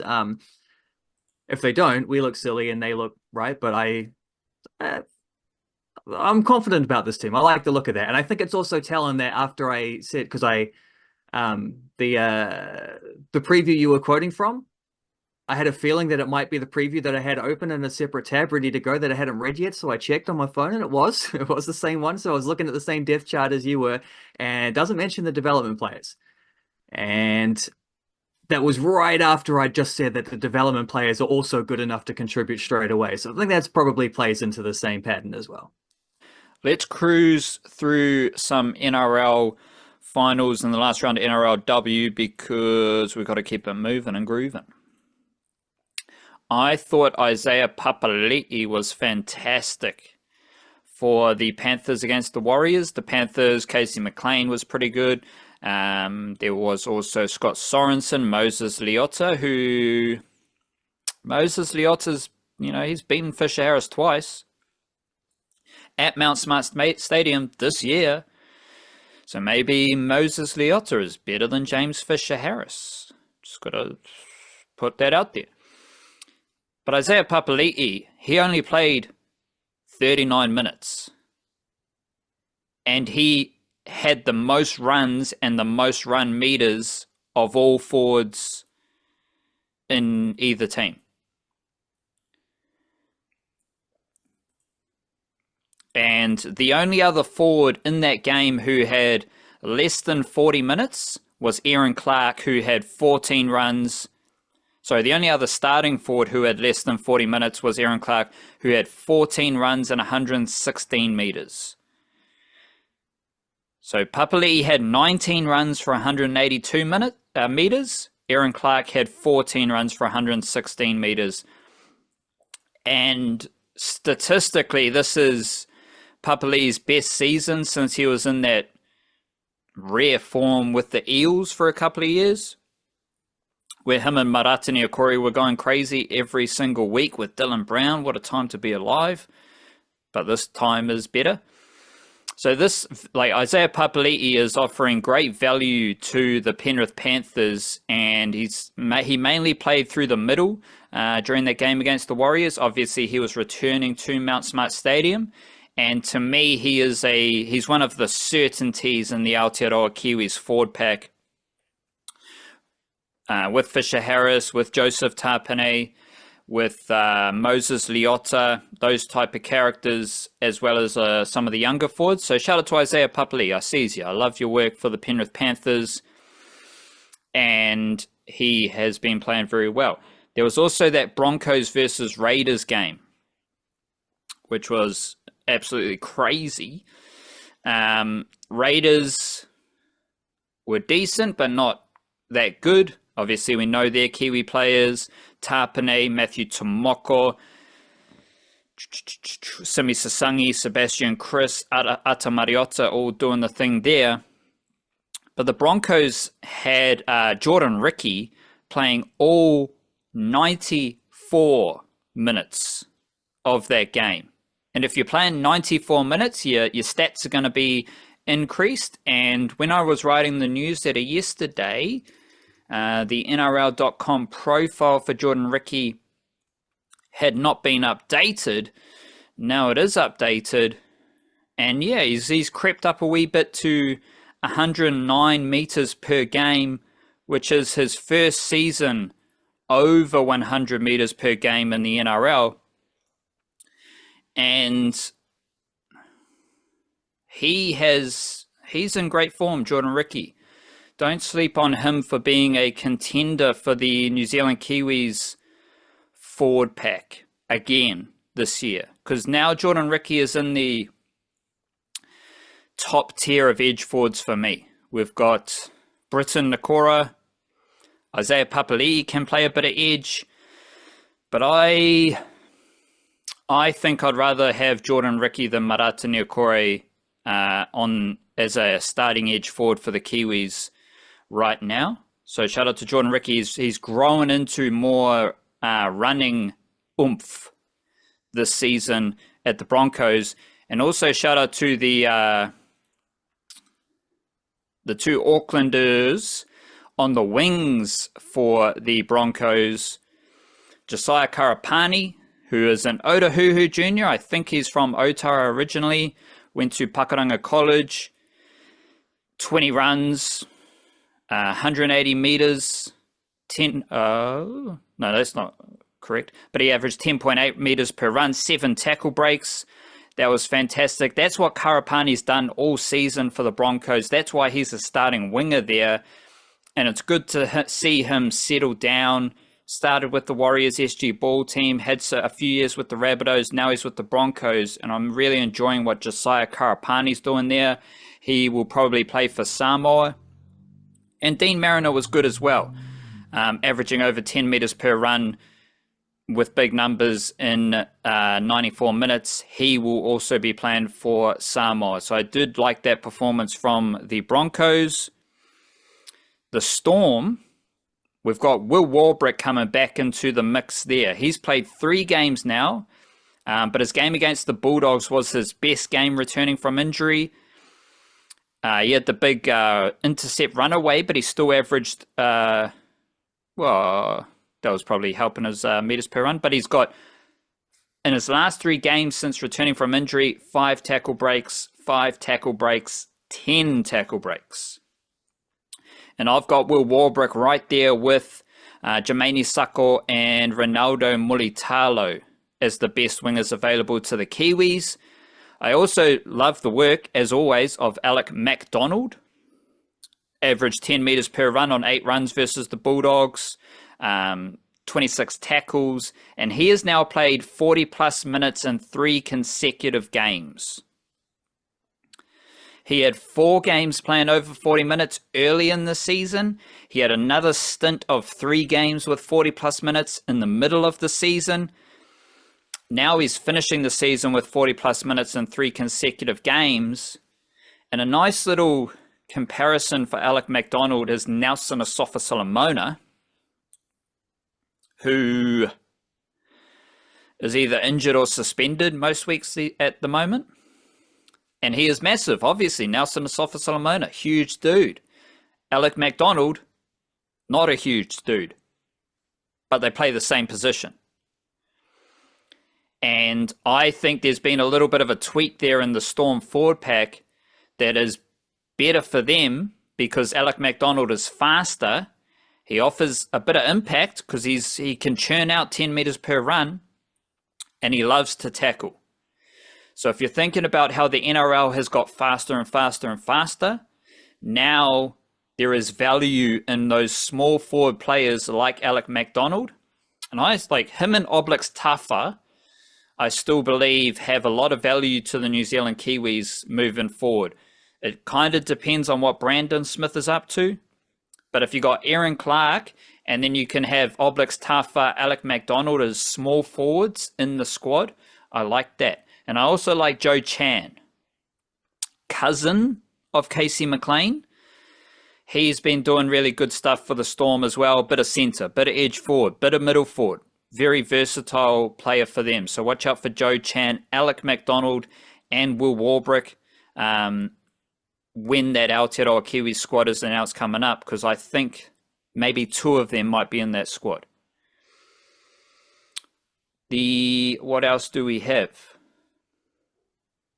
Georgia Hale. And this is similar to Jordan Ricky, because Georgia Hale and her Titans are now in NRLW finals. Titans versus Knights in Newcastle this week, which will be Georgia Hale, maybe Serena Masanga, who is, she was actually good at netball, I think, as well, coming out of Howick. But I don't know if she's played recently. They will play the Knights. Knights have Fanefine now, Tanika Willison, Tiana Davison, Shanice Parker, all those players. And the other finals game, obviously with the Roosters and the Broncos locked in as the best teams. Cowboys hosting the Sharks. Cowboys, off the top of my head, Rosie Kelly, Abigail Roach, Haley J. Ormond Monsell. Nevada George as well, maybe. Sharks, Jada Katafua, Tyler King, Brooke Anderson. So lots of Kiwi Ferns involved in finals footy, but Georgia Hale and her Titans had a last minute, maybe Golden Point, I think it was last minute win over someone last week. But Georgia Hale has always been really good at tackling. Like Jordan Ricky, always really good at tackling. Now she's added more running oomph. So her meters per game, last 4 seasons, 61, 106, 100, 112. Post-contact meters per game, 21.8, 35.1, 37.2, 42.4. So now we've got Georgia Hale as she is basically a female small forward, but she's added more running oomph to her work in the middle of the field, always tackling over 96%, always doing lots of passing for the Titans, and it's good to see Georgia Hale in finals footy because she is a winning rugby league player. So that's good for her. And what else? Was there anything else from the last get round? I will get to the Warriors in a jiffy, but I just want to highlight two more things. Te Huranui Twiddle, Turanga Waiwai Jr. He is playing fullback for the Parramatta Eels. He scored 2 tries and 2 try assists in their finals win over the Raiders. And I really like Te Huranui Twiddle as a player of rugby league. First year of New South Wales Cup, 17 games, 8 tries. And as always, there's just some stats missing. So I can't find his try assist tally. Let's try figure this out. Try assists on the fly. 4, 7, 10, 16 maybe? Maybe 16 try assists in 17 games by the looks of it. For Te Huranui Twiddle. Very impressive youngster on the rise with the Eels. Love his work. Eels versus Warriors in New South Wales Cup this weekend in Sydney. But there was also the Battle of the Christchurch Forwards in Jersey Flegg Cup. Storm versus Sharks. Casey Newton-Whare Rickerton Jr., starting prop for the Storm. Felix Fa'atili Hornby Jr., starting prop for the Sharks. Storm won. Casey Newton-Whare scored a try. He gets the win there against fellow Christchurch big bopper Felix Fa'atili. Couple zones I want to highlight for the Warriors women. First of all, I think Ivana Lauitiiti is the woman's equivalent of Leka Halasima. She is crazy. And I've kind of just tried to chill out for a couple of weeks, not hype her up too much. Of course, at the time of her debut, I said there were a lot of other young players in that Warriors team. There was actually someone who would like Ashley Matapo is younger than Lauitiiti and has been playing all season. But Ivana Lauitiiti, she is crazy at rugby league. She averaged 5.8 tackle breaks per game as a 19-year-old forward. The double whammy of her and Harata Butler has been fantastic this season. And she went from less than 30 minutes in her first 3 games to over 30 minutes in her last 3 games. And she is so good at rugby league. I don't think, like, she is the female version of Leka Halasima, which means that she is Ivana Lauitiiti. That's who she is. But if you want a comparison, it is literally Leka Halasima. That is how good Ivana Lauitiiti has been to start her NRLW career. So that's been fun to see. The win over the Tigers for the Warriors women, fantastic win, big win, 44-6. No Emily Curtin, no Patricia Maliepo. So your 2 starting halves, your best halves combination, they weren't playing. Instead, you have Emily Tapaki and Lydia Turoa-Quedley in the halves. So I thought that was notable. Emily Curtin had a season-ending injury a few weeks ago. Maliepo was out injured for this game. So they've been playing without Emily Curtin for a while. But then they were without Maliepo. And Paki and Turoa-Quedley got the job done there. So that was good for them. Love to see that. And there's also Peyton Takimoana, who scored 15 tries, 11 games, first season of NRLW Rugby League. The best thing about that was that she scored 11 tries as a winger. Then she moved to centre, and she scored 4 tries in 3 games. So she kept scoring tries even though she changed position. And she looked just as good at centre as she did on the wing. She's got a very natural footy instinct, which is exactly the same without the try-scoring numbers as Taira Wetere. Both of them are from Bay of Plenty. And as I've been saying all season, I thought Wetere was more of a fullback, maybe a half. But she has actually been really good on the wing. Doesn't look very powerful, but she always makes meters, light on her feet, and good instincts like Peyton Takimoana. So that's the Warriors women's season over. It's like all things Warriors. It's like there's a bit of a bummer, but it's also very strong foundations. And this women's team, there were lots of rugby league things that were off, that basically made them lose games, penalties, missed tackles, not listening to the referee, not being at marker, just being tired, those type of things. But the win over the Tigers showed, like, they had Taisha Ikanasio came back, Matakino Gray came back from suspension as well, Lyshawn Albert-Jones back from suspension.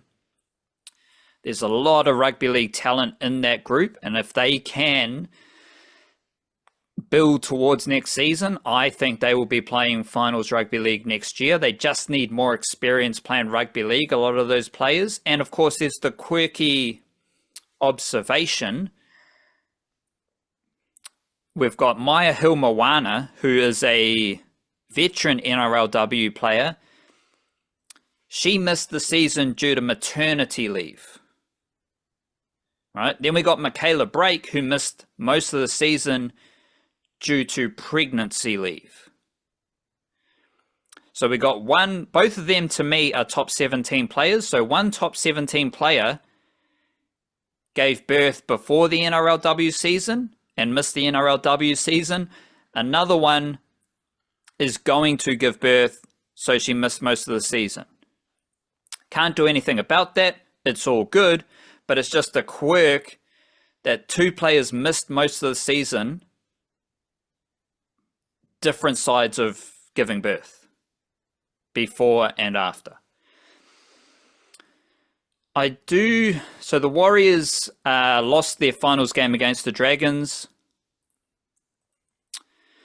Weird stuff happens in New South Wales Cup finals, so I'm not like, if the New South Wales Cup Warriors don't win a championship, it will be a bummer, but I like to look more at the bigger picture. As long as they're in the finals, top 4, it's all good. Because at this level, there's a lot can change for finals at this level. You might have players who have recently been playing NRL. They drop down because their team has been knocked out of NRL finals, like the Dragons. You might have players unavailable for this reason, that reason, and all sorts of shenanigans can happen. Let alone like Sam Healy playing NRL instead of New South Wales Cup last weekend. So like the Warriors were playing finals footy, so some of their players had to play NRL. The Dragons weren't playing finals footy, so all of their NRL players who were available could play New South Wales Cup. So the results are a bit more shenanigans. But they still have another opportunity against the Eels coming up this weekend. I will say, once again, this is a New South Wales Cup team, both halves under 21s. Luke Hanson, Jet Cleary. Both hookers under 21s. Makaya Tafua, Jacob Auloa. That's your kind of Warriors blueprint right there for exciting foundations. And there's also, I've been thinking about this for a while. But we had news come through yesterday that Braylon Marsh has been signed to the Warriors. He is the son of PJ Marsh. So it's a bit weird because the Warriors have this habit of announcing signings for a very select few. So of course, they'll announce some signings for the NRL team and the NRL squad. That's okay. They also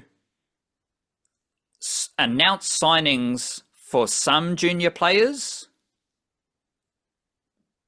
but don't announce any signings for most of their junior players. So that makes some fans think that the players who get the announcements are amazing, right? They're better than any other junior player because they were an announcement. To me, it's just that the Warriors want to play up the father-son connection because a few weeks ago, they announced the signing of Hazen Mellars from the Rabbitohs, who is the son of Vince Mellars, former Warriors player. So in recent weeks, they have announced 2 players who are the sons of former Warriors. That's cute. Cool. We get the... You're using your connections, you're signing players, all this stuff.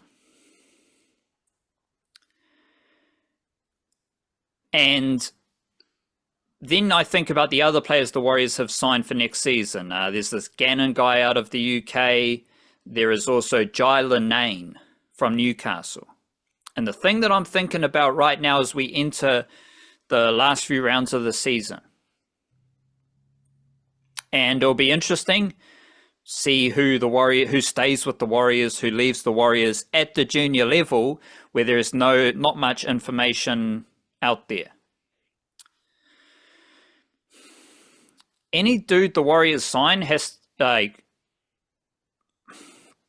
don't know if they're better than the players the Warriors have. So, like Jai Linane signed from Newcastle. Is he better than Luke Hanson? Is he better than Jet Cleary? I don't know. We'll wait and see. Morgan Gannon. Is he better than Eddie Iramia Toiava? I don't know. We'll wait and see. Is he better than Jason Salalilo? Because both of those dudes are younger than him. And they're playing New South Wales Cup. Eddie Iramia Toiava's already played NRL. But then we get into the sons of mums. Sons of mums. Let me do a quick Google. That was an old school, like Auckland hip hop. Yeah, Sons of Mums. Here we go. First song on YouTube. Where's the Buds? But it's spelt WEZDABUDZ. Damn, I just reminded myself of Sons of Mums. Got to go back and listen to that when we finish the podcast. Shout out to Sons of Mums. Where's the Buds? Okay, so the Warriors signed Hazen Mellars, sorry. Is he better than C.O. Kelly? I don't know. Because C.O. Kelly's a freak. Right? And there's a lot of other dudes, like just because the Warriors signed a son of a former player, is he better than Kalis Putoko? Is he better than Brandon Norris?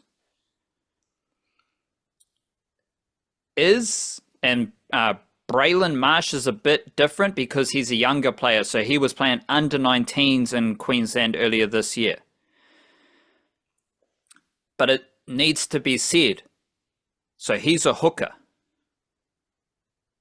The Warriors have 2 under-21 hookers currently playing New South Wales Cup. So just because the Warriors have announced the signing does not mean that that player is going to be walking into a New South Wales Cup team or an NRL team just because they had their signing announced. Jet Cleary, think of all the buzz and all the hype around Jet Cleary. Where did he start this year? Jersey Flegg Cup, playing under 21s. So there's this combination of like, okay, the Warriors, when they sign a player from outside New Zealand, most of those players have started slowly and built into the higher levels. So, like, if you're an under 21 player and you're signed to the Warriors, you might not automatically go into that New South Wales Cup team. And the same goes for the NRL. Just because the Warriors signed Gannon and Jai Linane, they're not walking straight into the NRL team.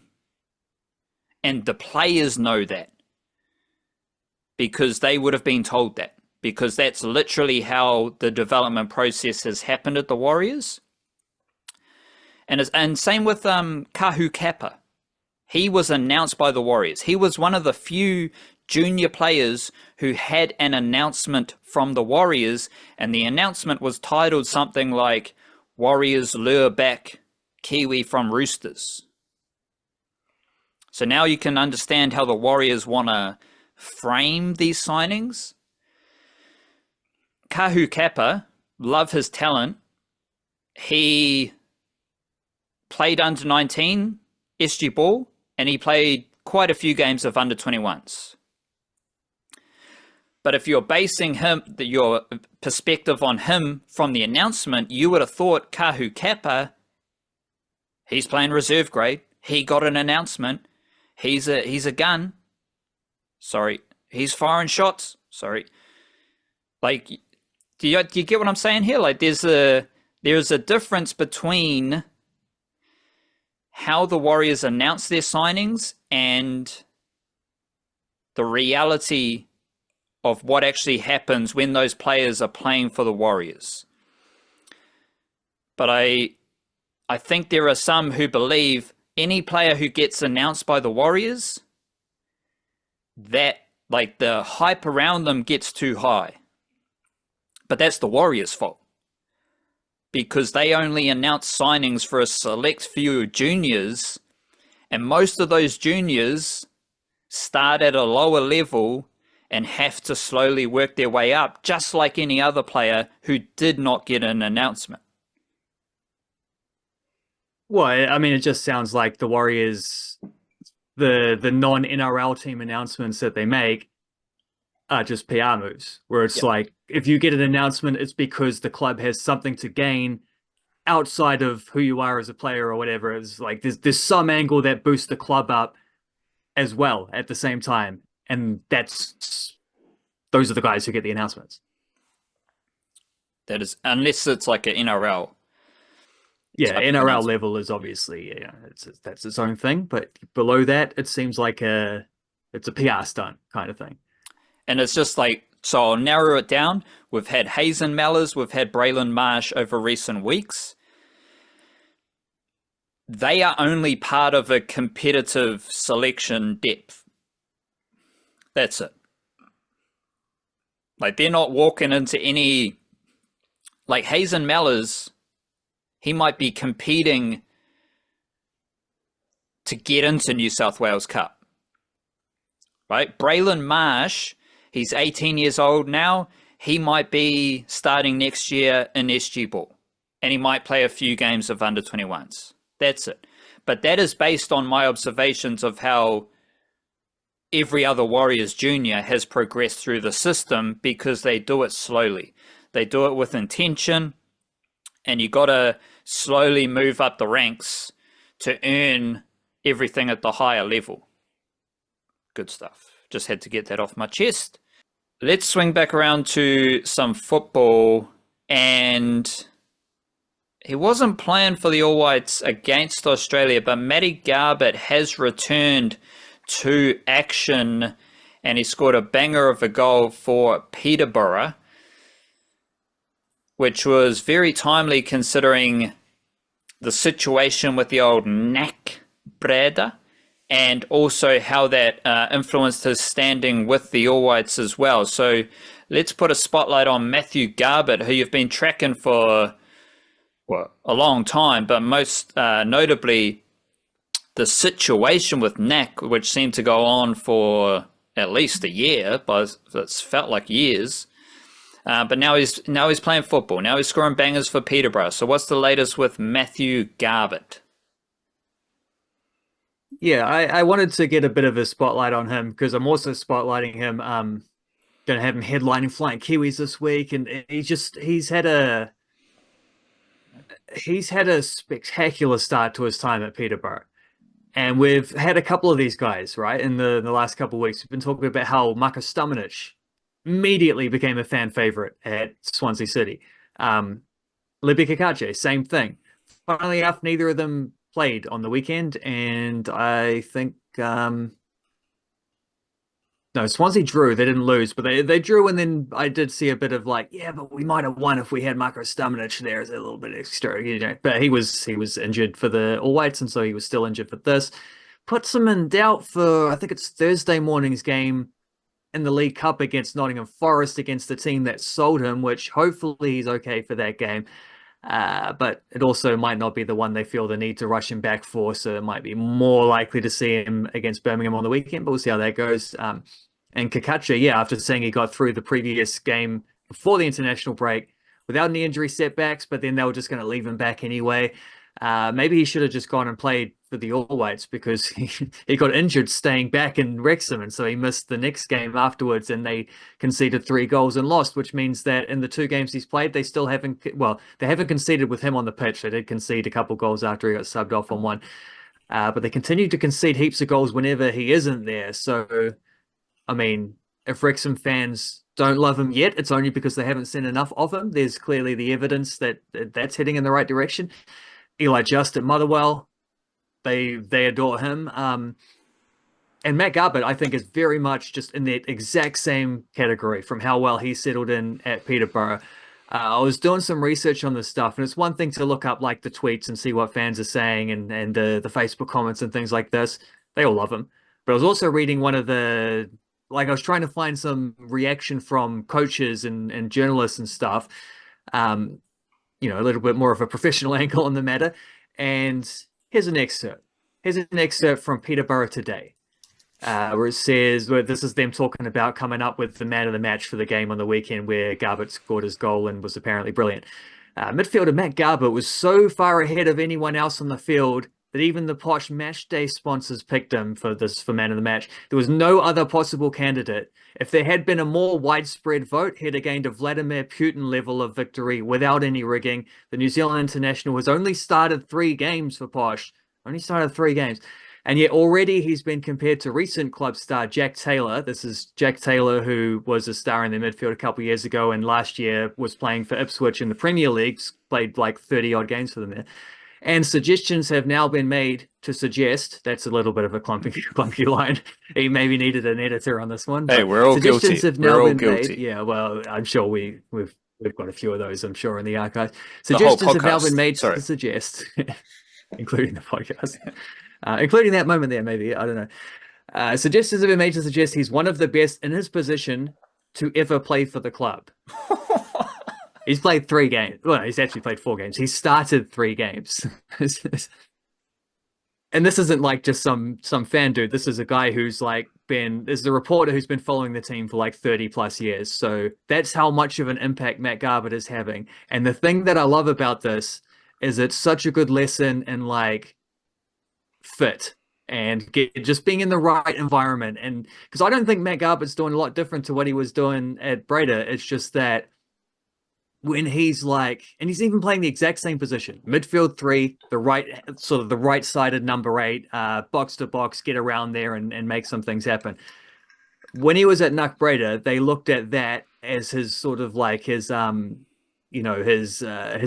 his willingness to drift around and get into the pockets and look to create overloads and to drift wide, to drift centrally, to make overlapping runs, all this stuff. While like tracking back heaps as well. You know, he's doing the same thing defensively.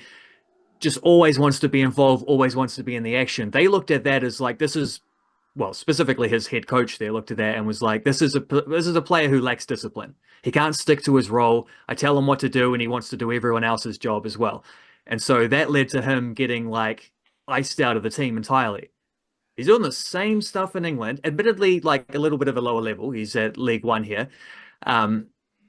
Doing the same stuff, and that's made him like one of the best players to ever play for the club as a midfielder, apparently, like since within the space of 3 games. Like the same things that he was getting criticized for in the Netherlands, he's absolutely adored for already within a month of being there in England. So I mean, he just had to find the right situation, right? He just had to get to the right club with the right manager who would embrace the way that he likes to play rather than sort of like try to limit the stuff that he wants to do. He's found someone who's just gonna wind him up and let him go, and this is just apparently working out perfectly for him. And he did score a beautiful goal on the weekend. That was part of a victory. Peterborough's first win of the season.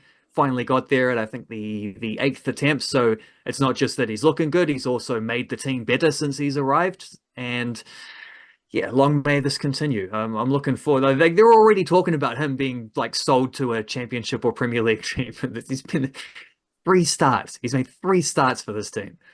Yeah, I do have the latest tweet from the Up the Posh podcast for Peterborough United. First 2 points, like talking points, not football points, but fist. We have finally won a game of football. New Zealand flag. Matthew Garbett is a superstar. So that just sums it all up nicely there. I found out why they're called Posh as well, which class solidarity made me like them a lot more than why I thought they were called Posh. It turns out Peterborough is actually like considered a bit of a dump. So it's an ironic nickname that people called it. Like they're the Posh. It was something they said to make fun of them, and the club just, well, the fans specifically were just like, "We'll have it. We'll own it. That's our nickname now." And so that's how that happened. We've talked a lot of Auckland FC in recent weeks, and I want to just finish our podcast by zoning in on the Wellington Phoenix, because we've got the return of Macey Fraser to Wellington.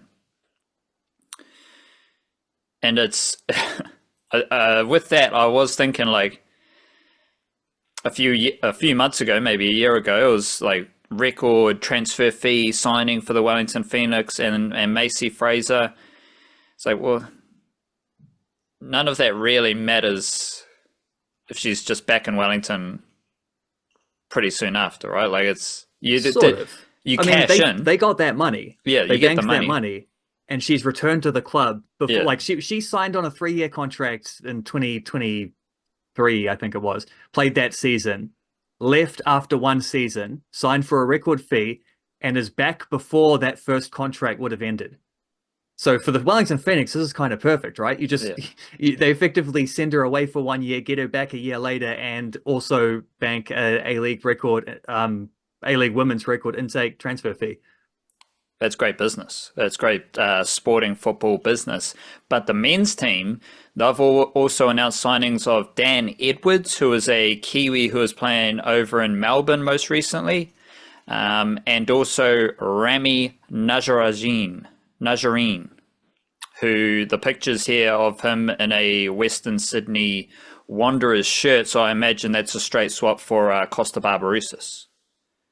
Yeah, should be. They should have got it done earlier then and made that the case. And positionally, it's not, because he's more of like an attacking midfielder than a striker up on the last man stuff.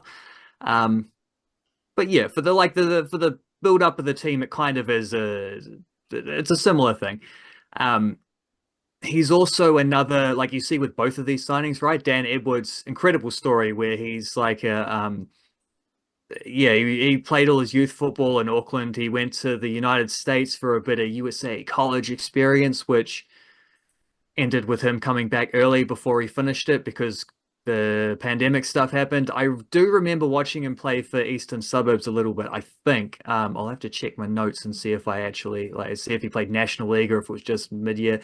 But I remember him being a name affiliated with them, but he wasn't actually there that long. It was maybe like a year, and then he went over to Australia, and he's been living there for about 5 or 6 years, playing, mostly in the Victorian NPL division, most recently playing with Avondale, who were the minor premiers, but they got knocked down the semis when they had to do the playoff stuff recently. But they were minor premiers, which means they finished above Heidelberg in the standings who are the team that's knocking out every second A-League squad, including including the Kiwi teams. So decent like pedigree there. We've seen that there is certainly quality to be found in the NPL, and they didn't just find a guy, they found a Kiwi guy to add to the thing. But it's a cool story there where he's like, he's 27 years old. He had a full-time job. He gets to quit his job at that age to go and be a professional footballer now. So awesome, like good fun and a nice bit of scouting too. And someone who, best case scenario, I don't think this applies to like All White's potential, but maybe in terms of the A-League side, this could be like their version of Francis de Vries, the late bloomer who, even though I think the late bloomer stuff for de Vries is overrated because he'd already played by the time he was Edwards' age, he'd already played, might have even been playing at that time, around 26, 27 years old in the top division of Sweden. So just because people weren't watching Francis de Vries, they think because he was signed from Eastern Suburbs that he was a guy who had never gone beyond that, but he kind of had. Like that's a great little addition. He'll be contending for spots on the left wing back. Ramy Najjarine, 25 years old, a little bit younger, but with over 100 games of A-League experience, so he's played a fair bit. I think he was with Western United when they went to the final or won it or whatever they did. RIP Western United doesn't really, well, they're not dead, they're in hibernation for a year, whatever that means. So I think it means they don't have to. I think it means they get to keep not paying their players. I don't know. So yeah, signing's a little bit older. Signing's a little bit more experienced. Trying to fill in that kind of like one of the big things from last season was how they had a bunch of players over 30, bunch of players under 23, kind of no one in between. Well, here's a couple deadline day signings who are in between, going with some of their they've been signing imports in that age bracket. They've also added, who are the other ones, like Nikola Milusinic, Carlo Armiento, a couple of Australians who are again like around that age. But then of course they still have these young Kiwi players who like Luke Brooks-Smith, like Gabe Sloan Rodriguez, Schwan Loke, Nathan Walker, etc., etc. Matt Sheridan, maybe he might be getting towards the Isaac Hughes, like you've played enough, you're not really a young emerging player, you're a step above that at this point. But a lot of good young players who got a fair bit of experience last year, and now this year is probably the year we get to see what they can really do now that they've kind of settled into this level. Certainly Luke Brooks-Smith, they've got high hopes for what he's going to be able to achieve once he gets back from the Under-20 World Cup. And depending on whether he goes to the Under-17 World Cup as well, and then if he does both of those things and has an awesome season for Phoenix, he might go to the actual World Cup, like the Senior World Cup next year with the All Whites. That's possible. He'd be copying Millie Clegg if he can go to all three of those in the space of a year. But even more so than what I was saying about the Breakers, about how like the Breakers, yes, we can see what they're doing. There's this cohesive plan strategy going on here. We think it's going to work, but we have to they do have to win the games first before we can give them credit for it. Phoenix even more so because they're coming because there's well, we know how last season ended and the sort of state of affairs that they're coming into. But I do think there's a much better balanced squad than what they had last season. I think things are coming together all right there. As for the women, don't worry about balance. Don't worry about any of that. Don't worry about rebuilding or anything. They're just stacking a team that's ready to win. And Macey Fraser coming in is a massive boost to that. Strengthens probably the one area where it felt like they were still very light, which was the midfield.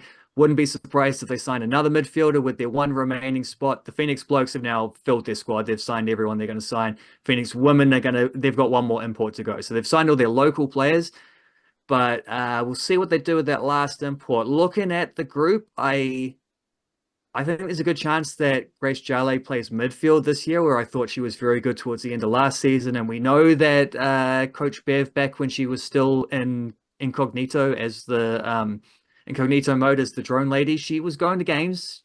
Her partner is the director of football at the club's academy. There's connections there. I wouldn't be surprised if she's at least at the very least, she was watching those games when Grace Jarley was playing well in midfield. Whether that was her idea or she had any input or suggestions to it, maybe not, probably not. But at the very least, she was watching those games. I think Jarley offers a lot to the Phoenix midfield.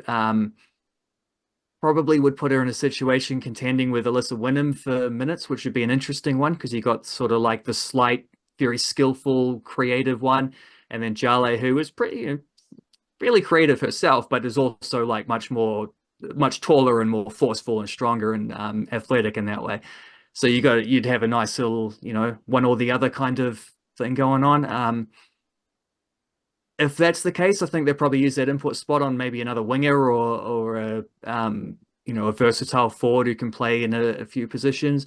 If not, if Jarley's going to go back to the left wing, then I think you probably need another midfielder from that position. So a little bit of work to do just with that one remaining spot, but they're into preseason now as well. And they have a group that's built to win. Their import signings look awesome, like just a class above what they've been doing in previous years. Plus, they've managed to sign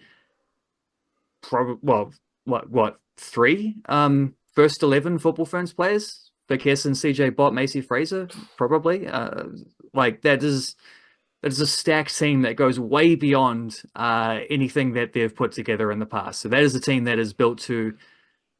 The aim is make the finals. It's built to make the finals, but actually it's built to probably win some finals games and go deeper than that.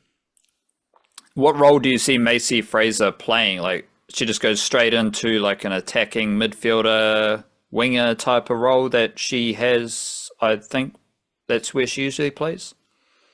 Attacking midfield, yeah, definitely.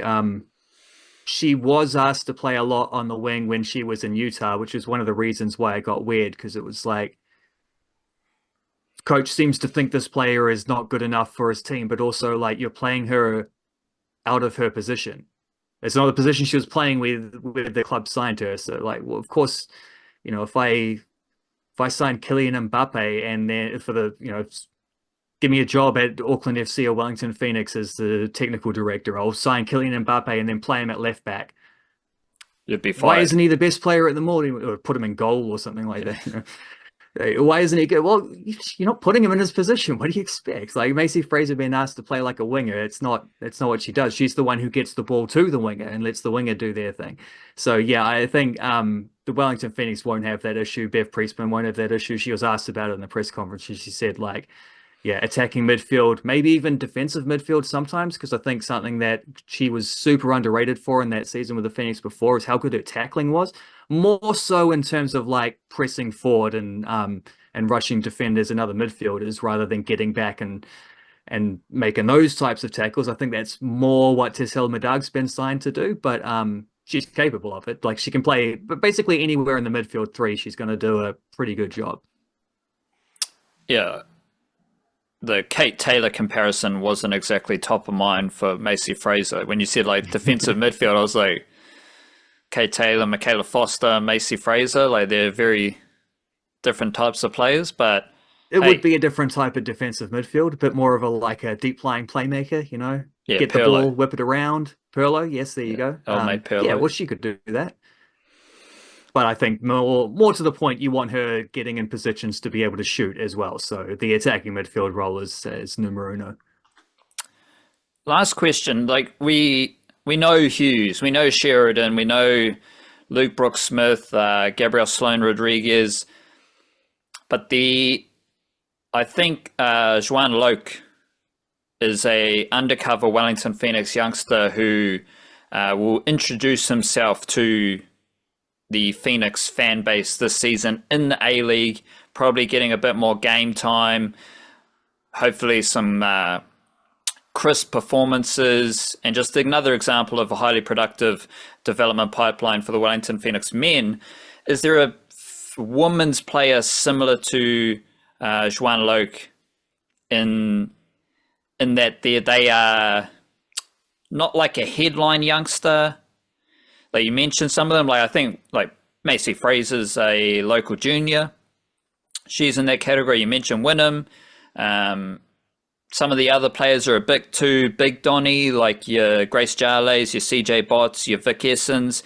But is there another younger, emerging women's player at the Wellington Phoenix who you think folks need to know about in a similar way that they have Juan Loke with the men's team?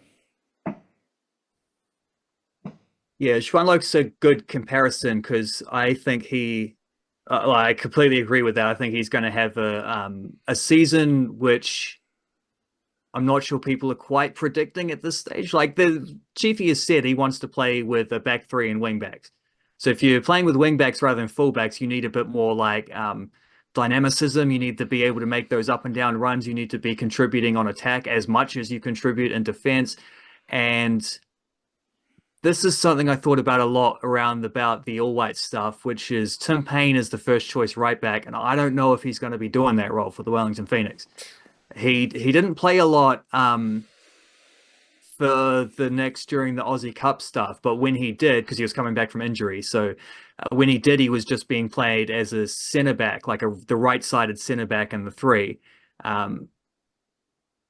and I kind of think that might be the best role for him in that type of system. If it's a back four, he's your fullback for sure.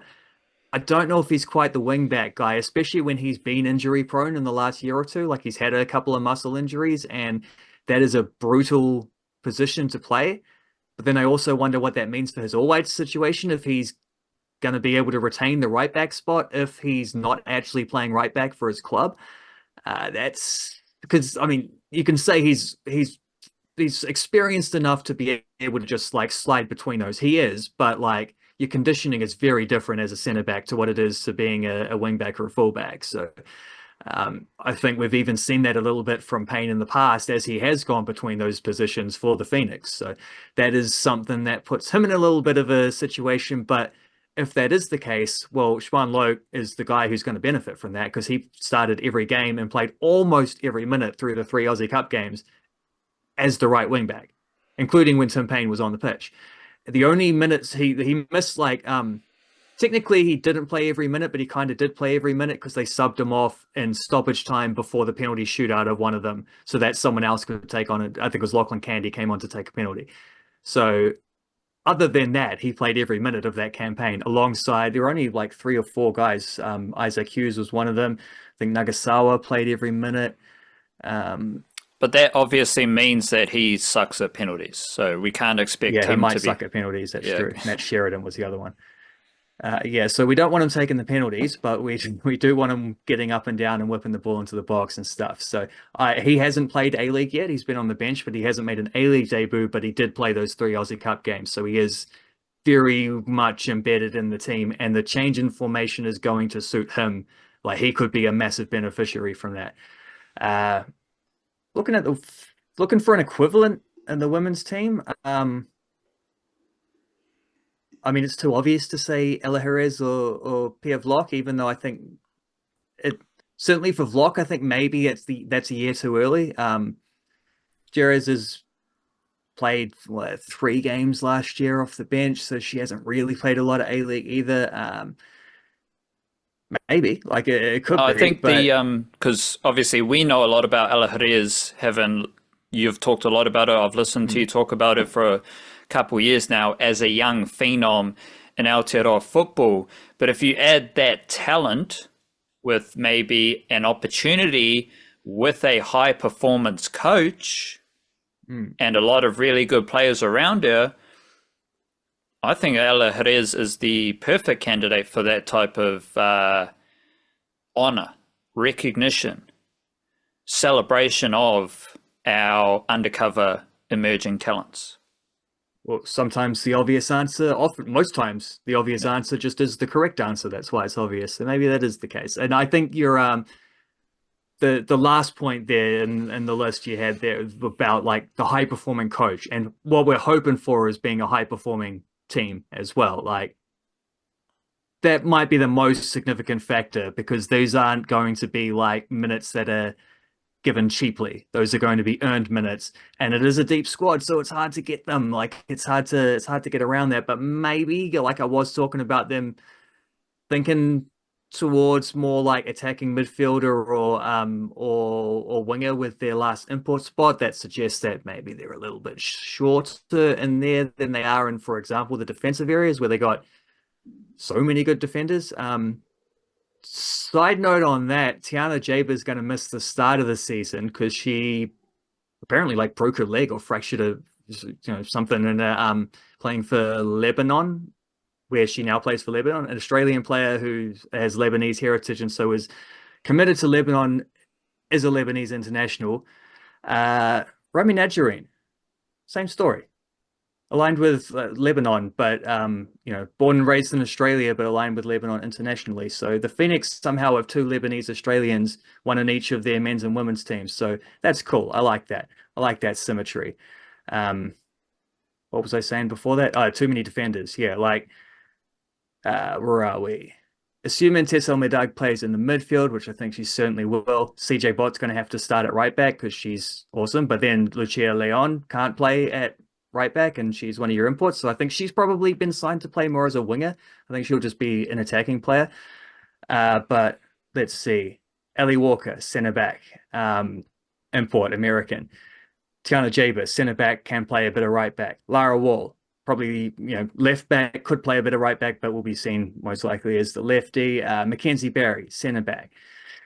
Manai Elliott can play in the front three, but can also do a very good job at left back or right back. There's another option. Marissa Vandermeers back at the team now, centre back or right back or left back. She can play anywhere across the back four. You can't there's some good players who are going to miss out on that. They already couldn't re-sign Rebecca Lake, who then immediately went and signed with a team in Canada. So she's now playing at the same level that Michaela Moore, Ellie Green, Millie Clegg currently are, which is awesome. That's a great move for her. But that's an example of that squad depth, right? Is that you actually, Mackenzie Barry might not even be first 11. I think she probably is. I think I'd probably lean towards Barry and Walker as your centre backs, but then Vandermeer's sitting on the sideline, then Jaber's sitting on the sideline. Those are tough decisions, but then they do have a coach who's been an international, a well-regarded international coach, where this is a thing that you go with all the time. You can pick from all of the best players from your country, and it's a country like Canada, which has quite a lot of very good players. You're making tough decisions like that all the time, but also with the right perspective. So I think that is something to swing it all the way back around to Ella Jerez again. Nothing's going to come lightly for her. So what she does get is going to be on the basis of her talent and her development and the stuff she is able to earn within what is hopefully a good team. But I also think a player like her just is going to look a lot better playing for a good team than for a team that's struggling to create a lot and maybe expecting a 17-year-old to jump in there and just do something crazy out of the blue and make something happen.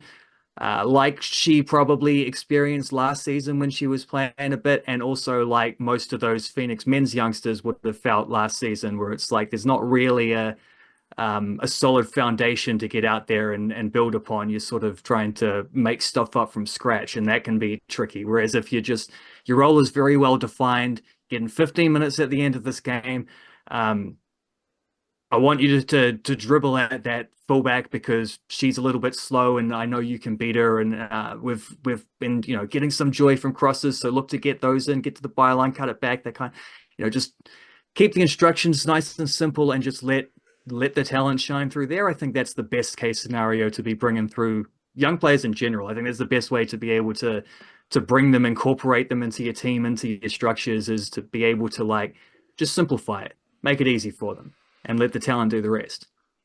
That's what I've seen with the Warriors young forwards. They get a few minutes off the bench, and then once you move up from that level, then you might get a start, then you might get a few more reps moving forward, and we will keep moving forward beyond the podcast, as shall you.